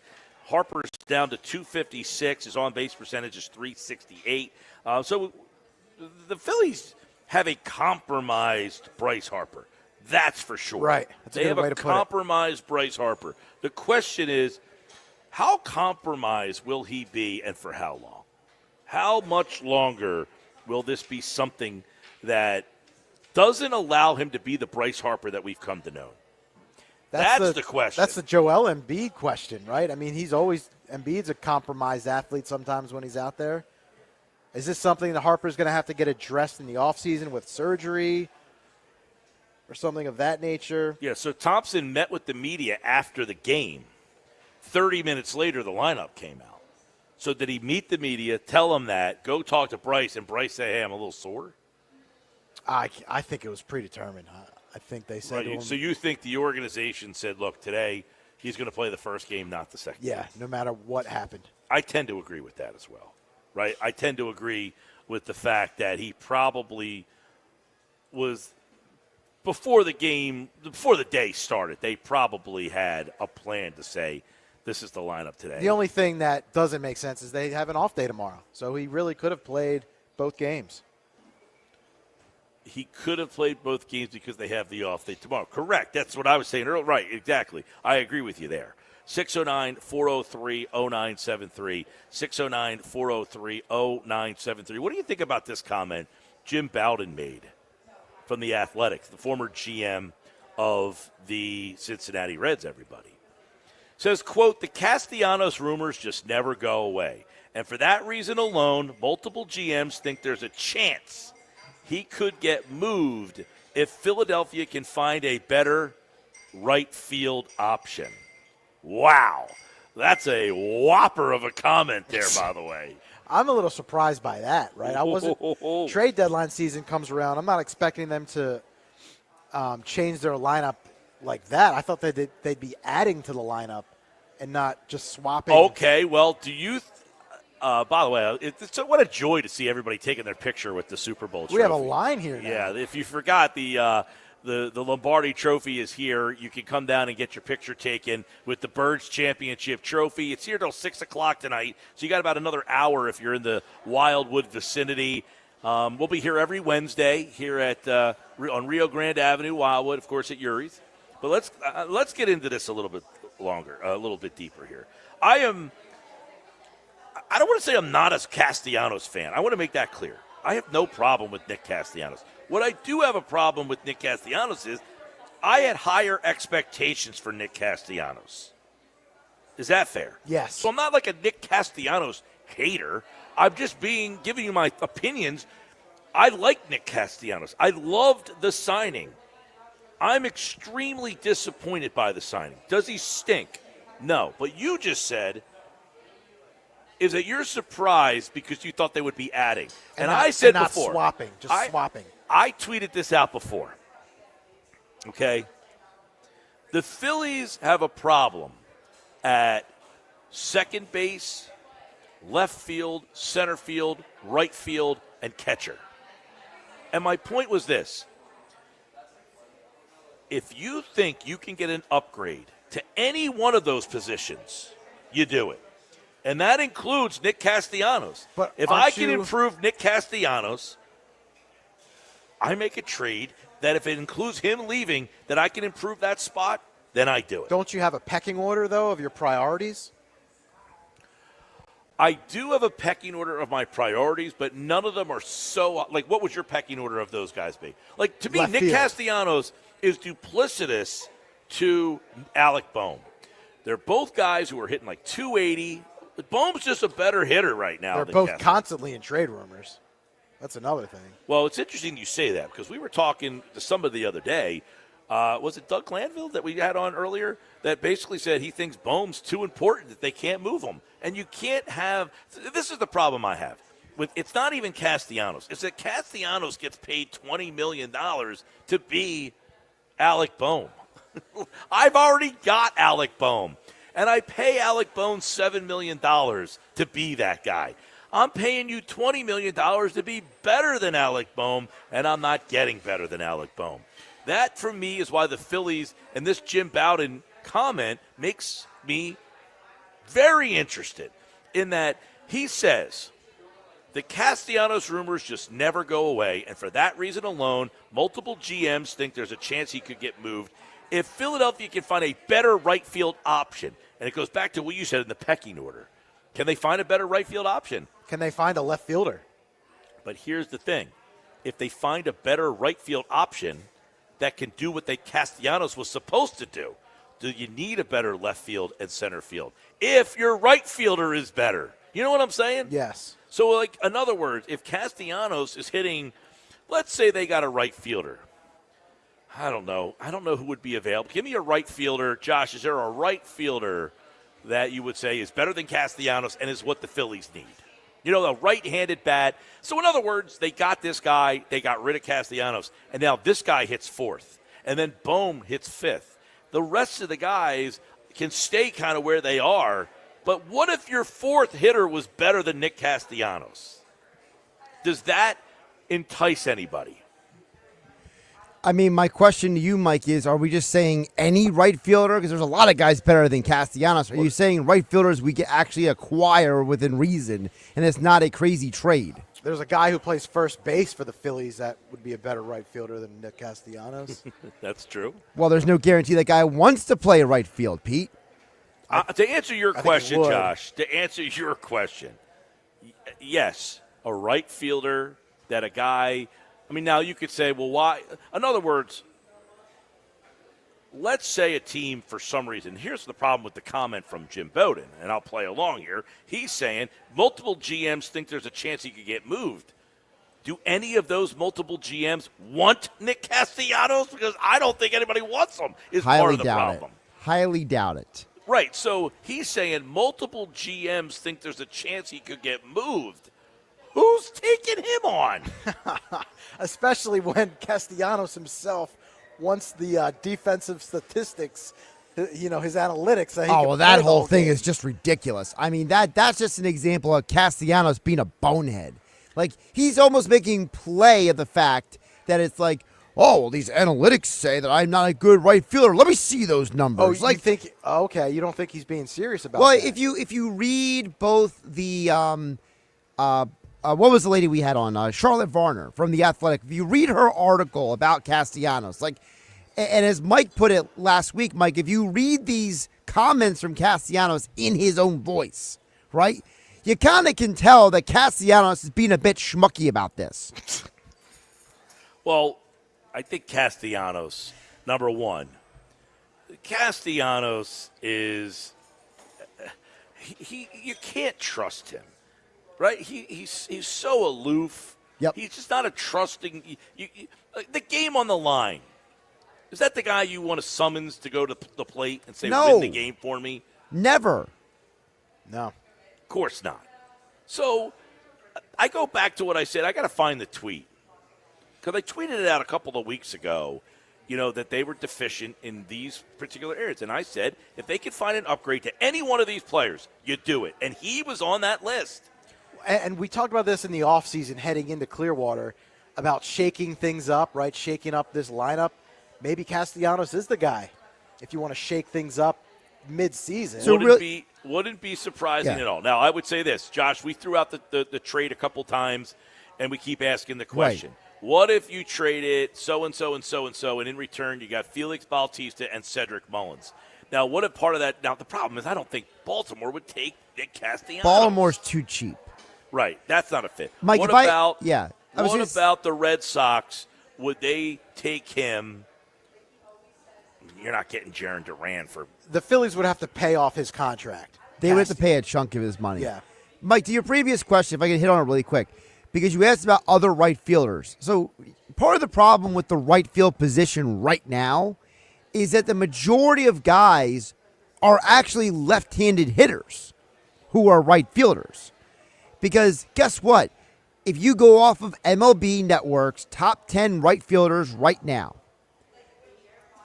Kyle Tucker, Juan Soto, Corbin Carroll, Kerry Carpenter, Matt Wilder. They're all left-handers. Yeah. And then the right-handers, you're not getting Aaron Judge. You're not getting Tatis Jr. You're not getting Oscar Hernandez. The idea that there's some obvious guy out there who can replace him right now, I just have trouble biting that. And by the way, really quick, guys, according to MLB.com, all qualifying right fielders, Nick Castellanos has the 13th best OPS of all of them. So statistically, offensively, Nick Castellanos is not exactly horrible, but again, the majority of those guys ahead of him on that list, you're not getting Cam Smith. You're not getting almost any of these guys. Yeah, I don't know that there's a fit. So his comment, I have the article up here from The Athletic. It says the Nick Castellanos rumors just never go away. Now, quite frankly, have you ever heard a Nick Castellanos rumor? Nope. Seriously, I have never heard his name attached to a trade. Except for Steve from Ventnor. No, he's even smart enough not to put Castellanos into trade rumors. Now, Taijuan Walker, different story. But Castellanos, I don't even think he's offered Castellanos up in a deal. So the rest of the article says, for that reason alone, multiple GMs think there's a chance he could get moved if Philadelphia can find a better right field option. Castellanos, 33, is hitting .282 with 10 home runs and a 111 OPS plus. He's a well below average outfielder and is signed through 2026 at $20 million per year. So Philadelphia would have to pay down his contract to move him. That's the big conversation at the end there. Okay, is Philadelphia so ready to move on from Nick Castellanos that they would be willing to pay someone down to move him? And how are they replacing him? Mid-season. What are they getting to replace him? In the middle of a pennant race, I don't see it happening. Yeah, in the off-season, maybe. Look, the conversation is good fodder. I'll play along. As much as I would say, I'd make that deal. What is even the deal? Right. I don't even know what that would. I don't know what that deal would look like without Castellanos in it. You would have to get me a player back in return who would be a upgrade to Castellanos in the batting lineup. In other words, he hits number 4 or is a significant upgrade at the number 5 spots. But if he's not hitting number 4, I mean, if he's not better than Alec Boehm, then what are you really trading here? You're just trading basically culture. Well, for example, Mike, we've talked in the last few days about the Byron Buxton speculation out there. Yeah. He's not a right fielder. But if you acquire Buxton, put him in center field, and let's say you put, Kepler back in right field and put Marsh in left, is that adequate? Keep that in mind. Kepler played right field in Minnesota. So, yes, you could play Kepler. And who played right next field. to Kepler in right field and center field would be Byron Buxton. Now, you could play Kepler in left field or in right field. You could play Marsh in right field. Correct. So you have some options. The problem with those two options is they're not everyday players. Right. So you're still in the same boat here. So that's why I go back to, if you traded Nick Castellanos away, it would have to be for a guy who would be, like I said before, okay, I can't find. Now, you might say you can get anybody and play them in right field and or left field. I agree with that. For the most part, you can say, hey, can you play left or right? Yeah, I can play left or right. Like, how many guys are you trading for that can only play right field as opposed to left field? With defensive shortcomings, really. And, by the way, forget the defensive shortcomings as well. And, by the way, where that team wants Nick Castellanos. That's what I can't get my head past.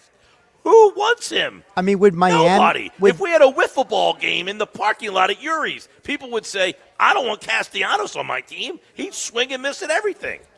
In a wiffle ball game, he'd be really bad. Yeah, he'd be horrible. I will ask you this. Swinging a ball 4 every time.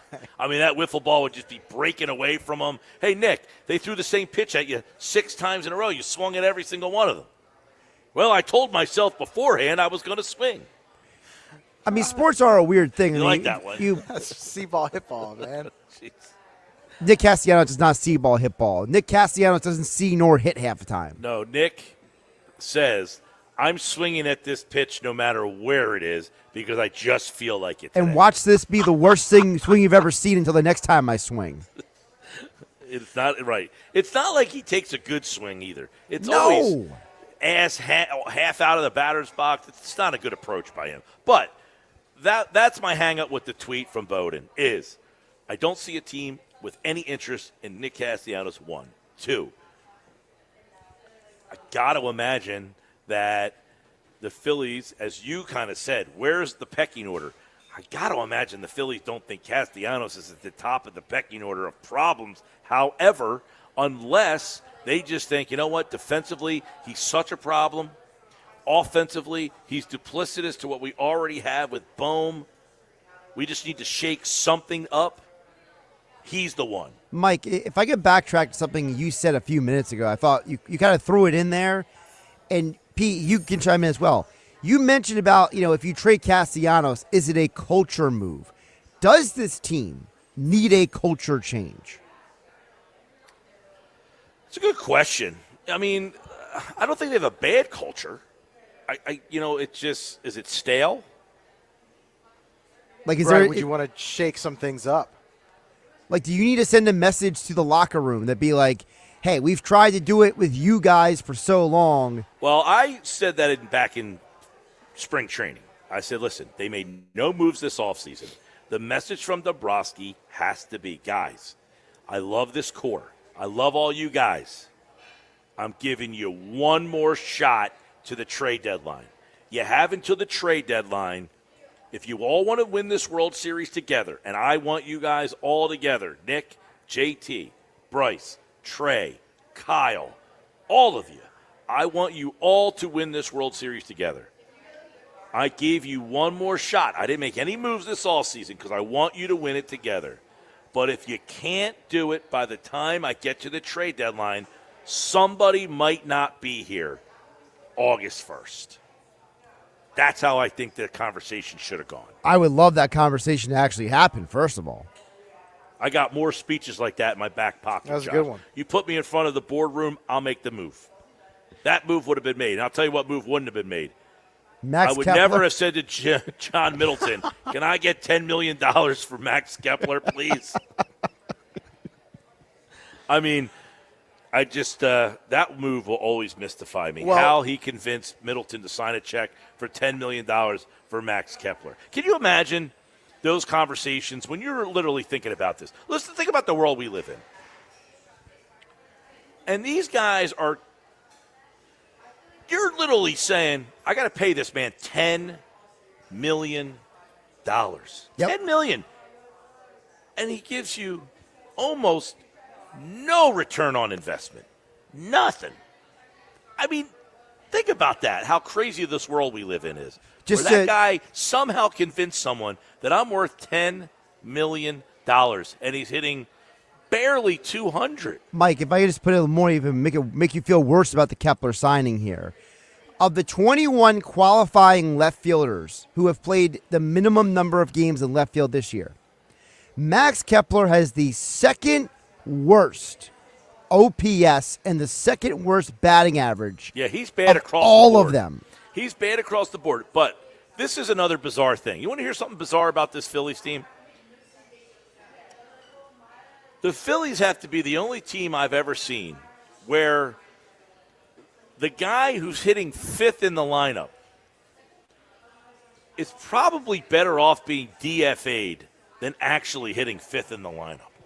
Can you ever think of a guy who's hitting in that spot in the lineup, in that important of a spot, who should essentially be DFA'd?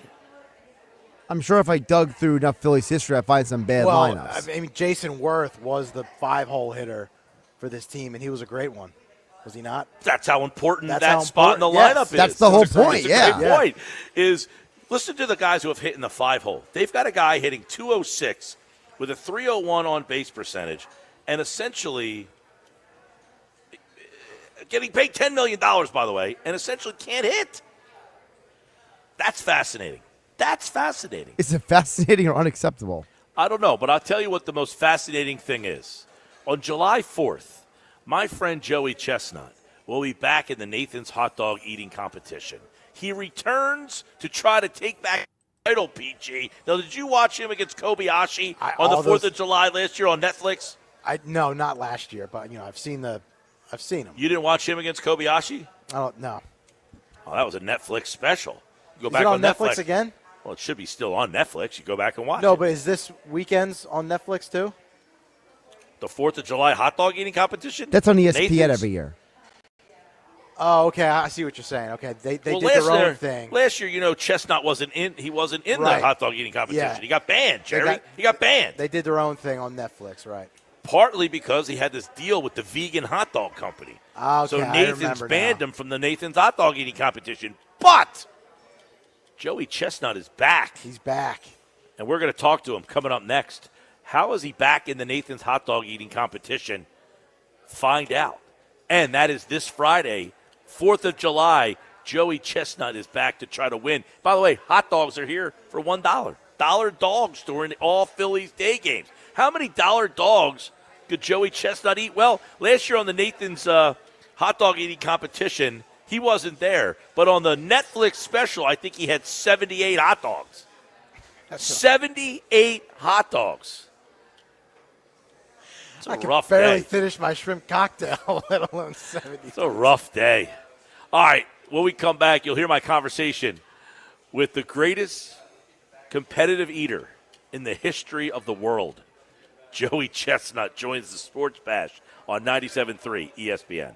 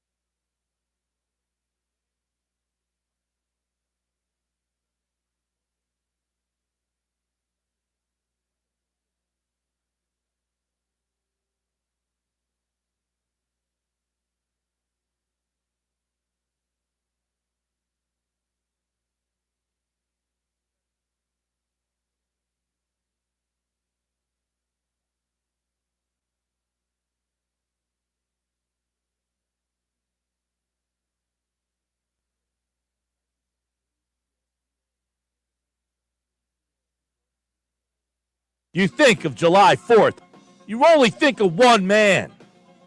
And that man joins me right now on the Sports Bash Live on 97.3 ESPN. Joey Chestnut is back on the Sports Bash, and Joey Chestnut will be back on the 4th of July. He made the announcement today at Joey Jaws on the X platform. We will see you back at the Nathan's hot dog eating contest. Joey, welcome back to the show, man. Oh, great to be on with you. Good to see you.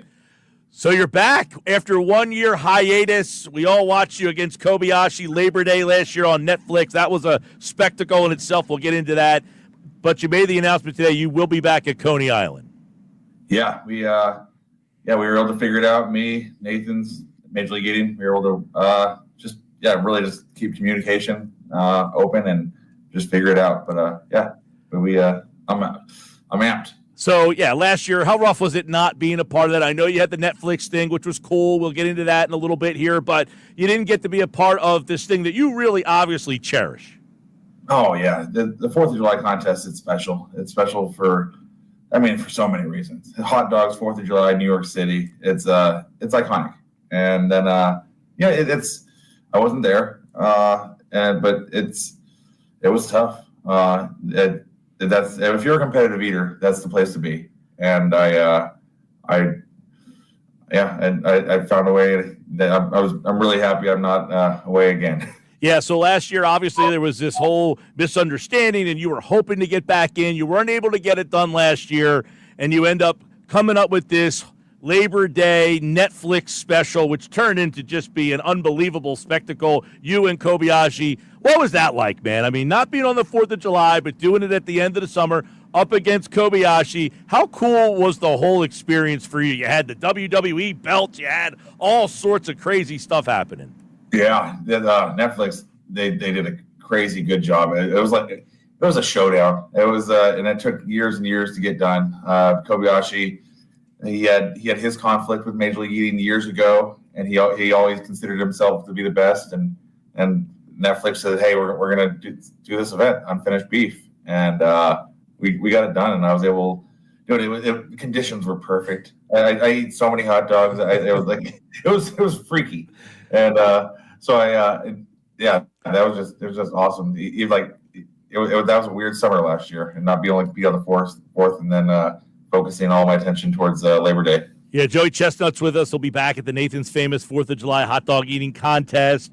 Last year, he wasn't there. Labor Day, how surreal was it to be back on the stage with Kobayashi after all these years? You know, there's been so much talk, you two, whether you get along, don't get along, and then you're standing right there just one-on-one, not with a whole stage of people. Yeah, it was different. Apparently he really doesn't like me. Is that still he just still doesn't like, even after all this? It even freaked out the people from Netflix because we had to do media and we had to do promos for it, and they had to Photoshop him in because he didn't want to be in the same room as me. Really? I don't know. Maybe I stink or something. I don't know. No, I mean, listen, I got the chance to hang out with you, and you seem like your odor's fine, number one. Number two, nice enough guy, very laid back. It's pretty crazy to hear that he just didn't want to be in the same room, but he was willing to do the competition. And even afterwards, there was no hey, that was great, or thanks, man, nothing. So I was doing some interviews saying that even if he beats me, I'm gonna give him a hug. And then it got back to people from Netflix told me, you don't want to touch him. He's not gonna be happy. Really? So he was that anti Joey Chestnut, but you guys got it done. And I'll tell you what, the lead up, there was a lot of hype leading up to this thing. You had all sorts of stuff going on, but the event itself, I mean, how did it compare to what you do at Nathan's?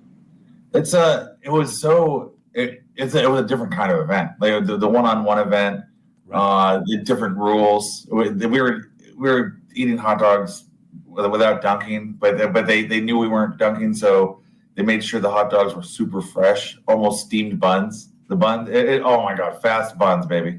That was that was a dream, having buns that were warm and almost it was perfect, no stale. But so they did a crazy good job.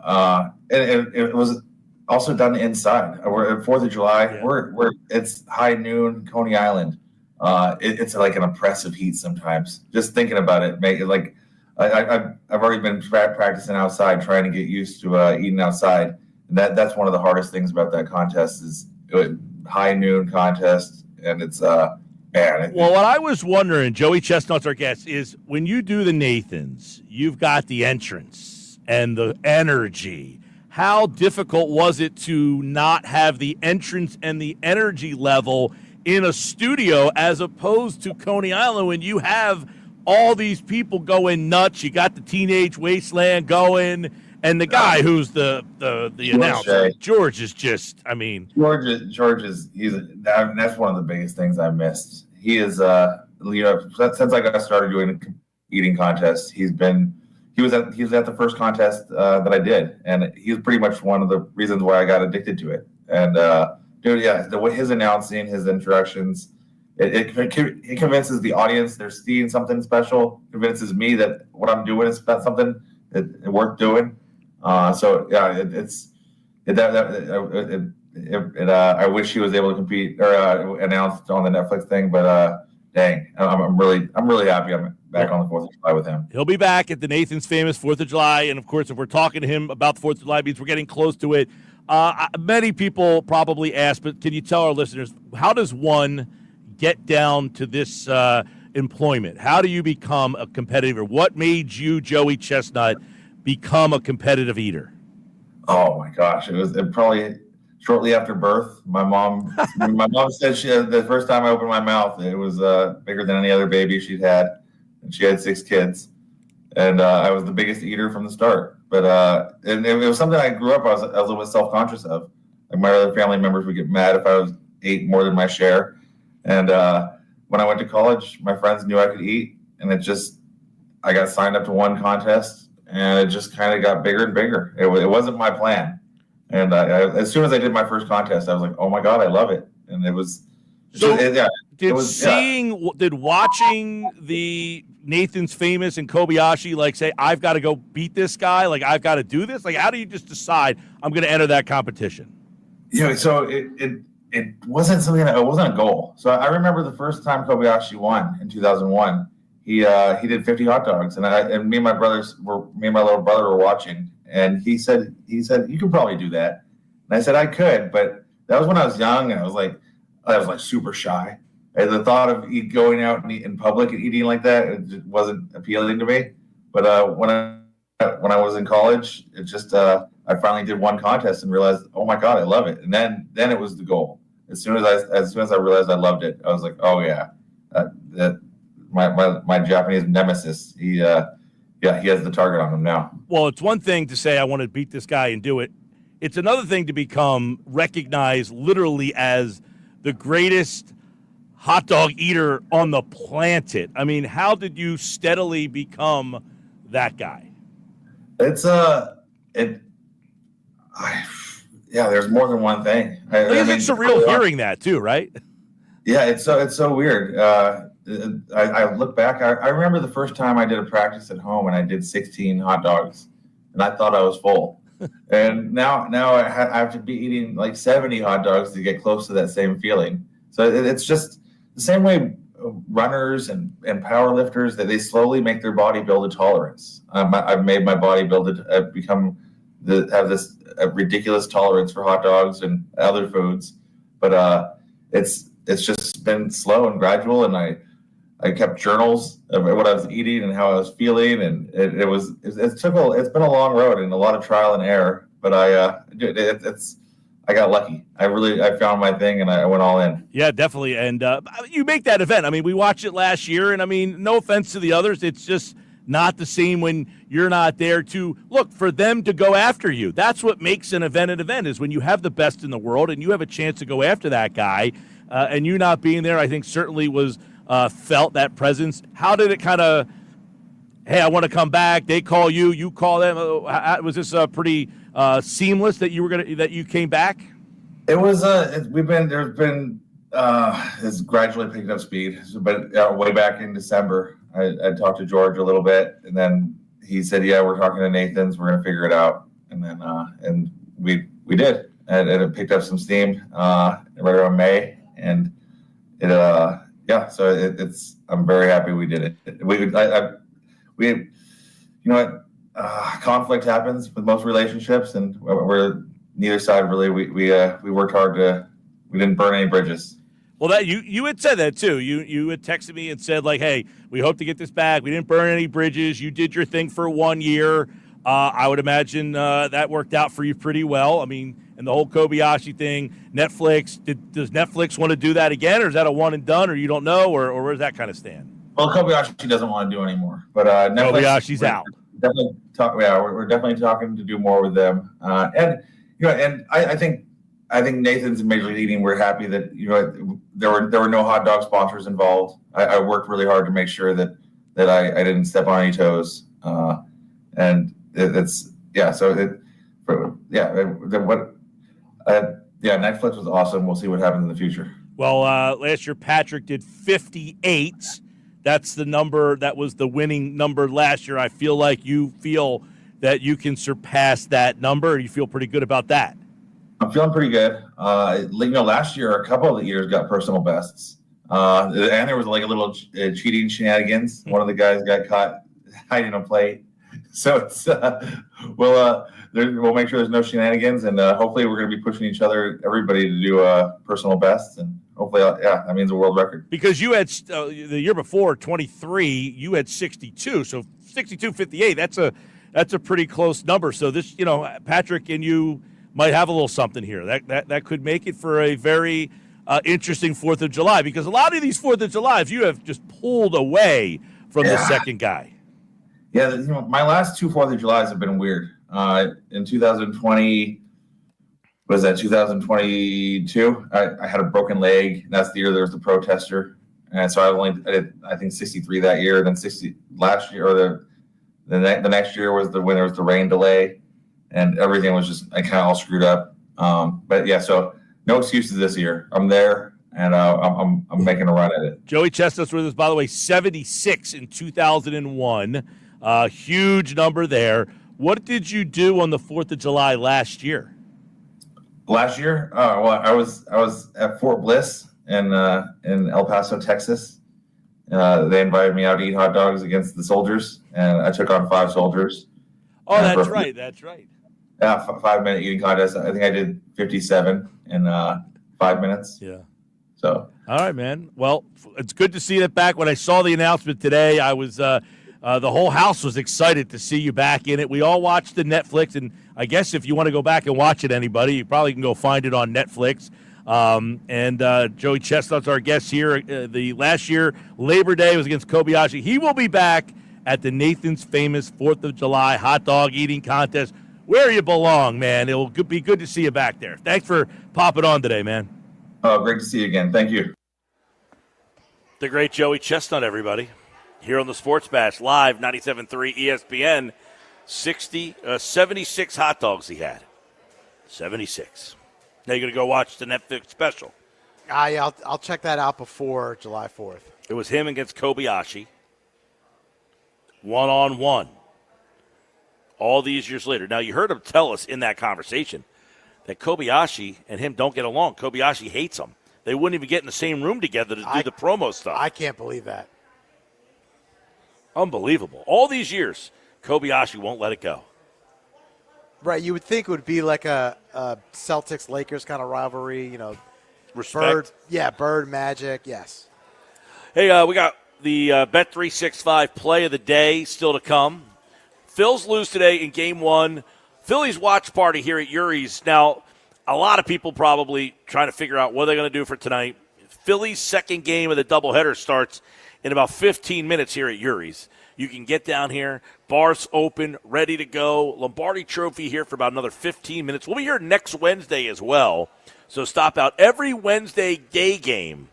We're at Urie's Waterfront right here in Wildwood on Rio Grande Avenue. You can stop out and see the show any Wednesday Phillies day game here at the Sliders Bar. When the Phillies play a day game, we're here too. More Sports Bash coming up. We'll give you the Bet365 play of the day coming up next.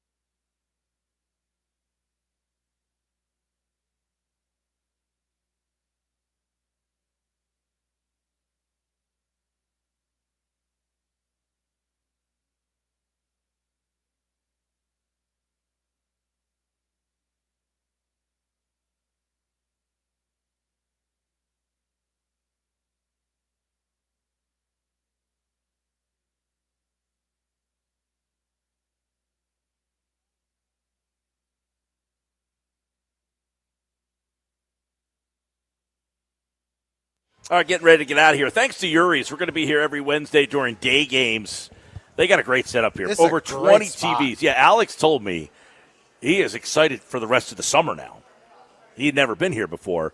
And he was like, this place is great. They got the game room for the kids over there. They got the TV room with all the games on over here. They've got the deck that we're inside. We're staying cool. They got I'm talking a great beer selection. They got a little bit of everything. And the specials for these Phillies games, you just can't beat them. So make an appointment to come out for one of these days on a Wednesday and come see us live at Urie's Waterfront. All right, tomorrow is a Stump the Sports Geek Thursday. Now, normally we do it on Wednesday, but since we were on the road today, we're doing it tomorrow, Pete. Do you want some of the questions we were telling you about earlier? Yes. All right. Allen Iverson was drafted by the Sixers with the number 1 pick in 96. Who was number 2? Oh, my God. I'm stumped. All right. Marcus Camby would be the right answer. I got that one wrong as well. UMass. Zaire Smith was drafted by the Suns with the 16th pick. He was then traded to the Sixers. Where did he go to college? Zaire Smith. Yes. Tennessee. Texas Tech. Got that one.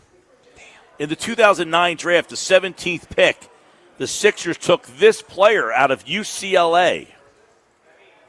09 UCLA. I failed on this one.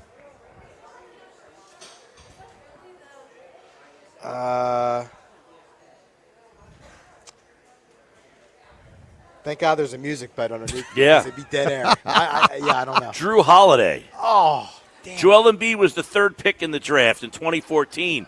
Which 2 players were taken before him? Oh, my God. I only got one of the 2 right. I couldn't remember the one at all. It was a bad job by me. 2014. Joel Embiid went 3rd.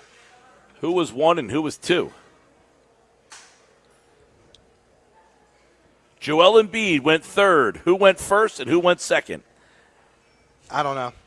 Winless for Wiggins was number Andrew 1, Wiggins. and Jabari Parker went number 2. I completely forgot Which about player Wiggins. did the Sixers draft with the number 2 pick in the 2010 draft? 2010, number 2. Yes. This one's easy. Not Fultz. What? 2010. Okafor? 2010. Oh. You were still working with me. I know. I hated this guy. I wanted DeMarcus Cousins. Oh. Evan Turner. That is There correct. you go. Oh, God. All right. Pete's Man, on you're the not good at this board. game. How much time do I have left before I need to give my pick here, Josh? You have 2 minutes. Kawhi Leonard was drafted with the 15th pick in the 2011 draft. The Sixers had the next pick. Who did they take?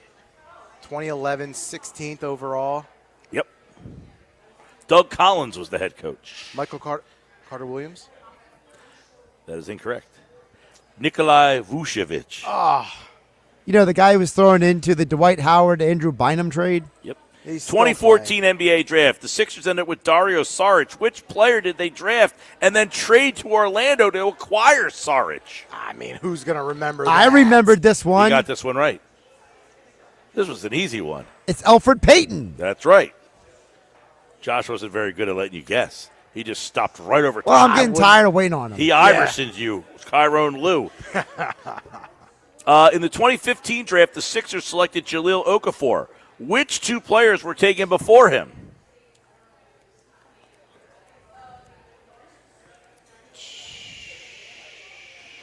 Don't know. I got this one right. I remember this. No, you did not. You got this wrong. Karl that's Anthony right. Towns and D'Angelo Russell. I mixed up which year. That's right. Ben Simmons was the 1st pick of the 2016 draft. Which 2 players were taken after him? I mean, all these draft questions. Well, it was draft night. It was draft night. I definitely got this one right. Simmons You did. goes 1.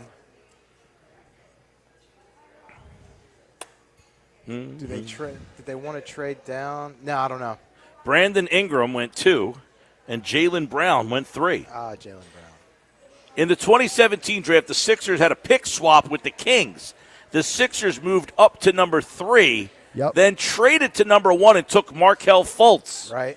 Who did the Kings take? Not Jason Tatum. Nope. De'Aaron Fox. That is correct. Nice job. There we go. Wow, right at the buzzer. Right at the buzzer. See, It's that's almost the like we clutch- planned this thing. That's the clutch gene right You got there. 2 right. We got no winners today. Hey, tomorrow, Stump the Sports Geek, you're playing for tickets to see Joe Conklin in Wildwood. That's going to be a great show. Joe Conklin here in Wildwood. Bang. We'll do those tomorrow. By the way, take the over tonight in the Blue Jays-Yankees game.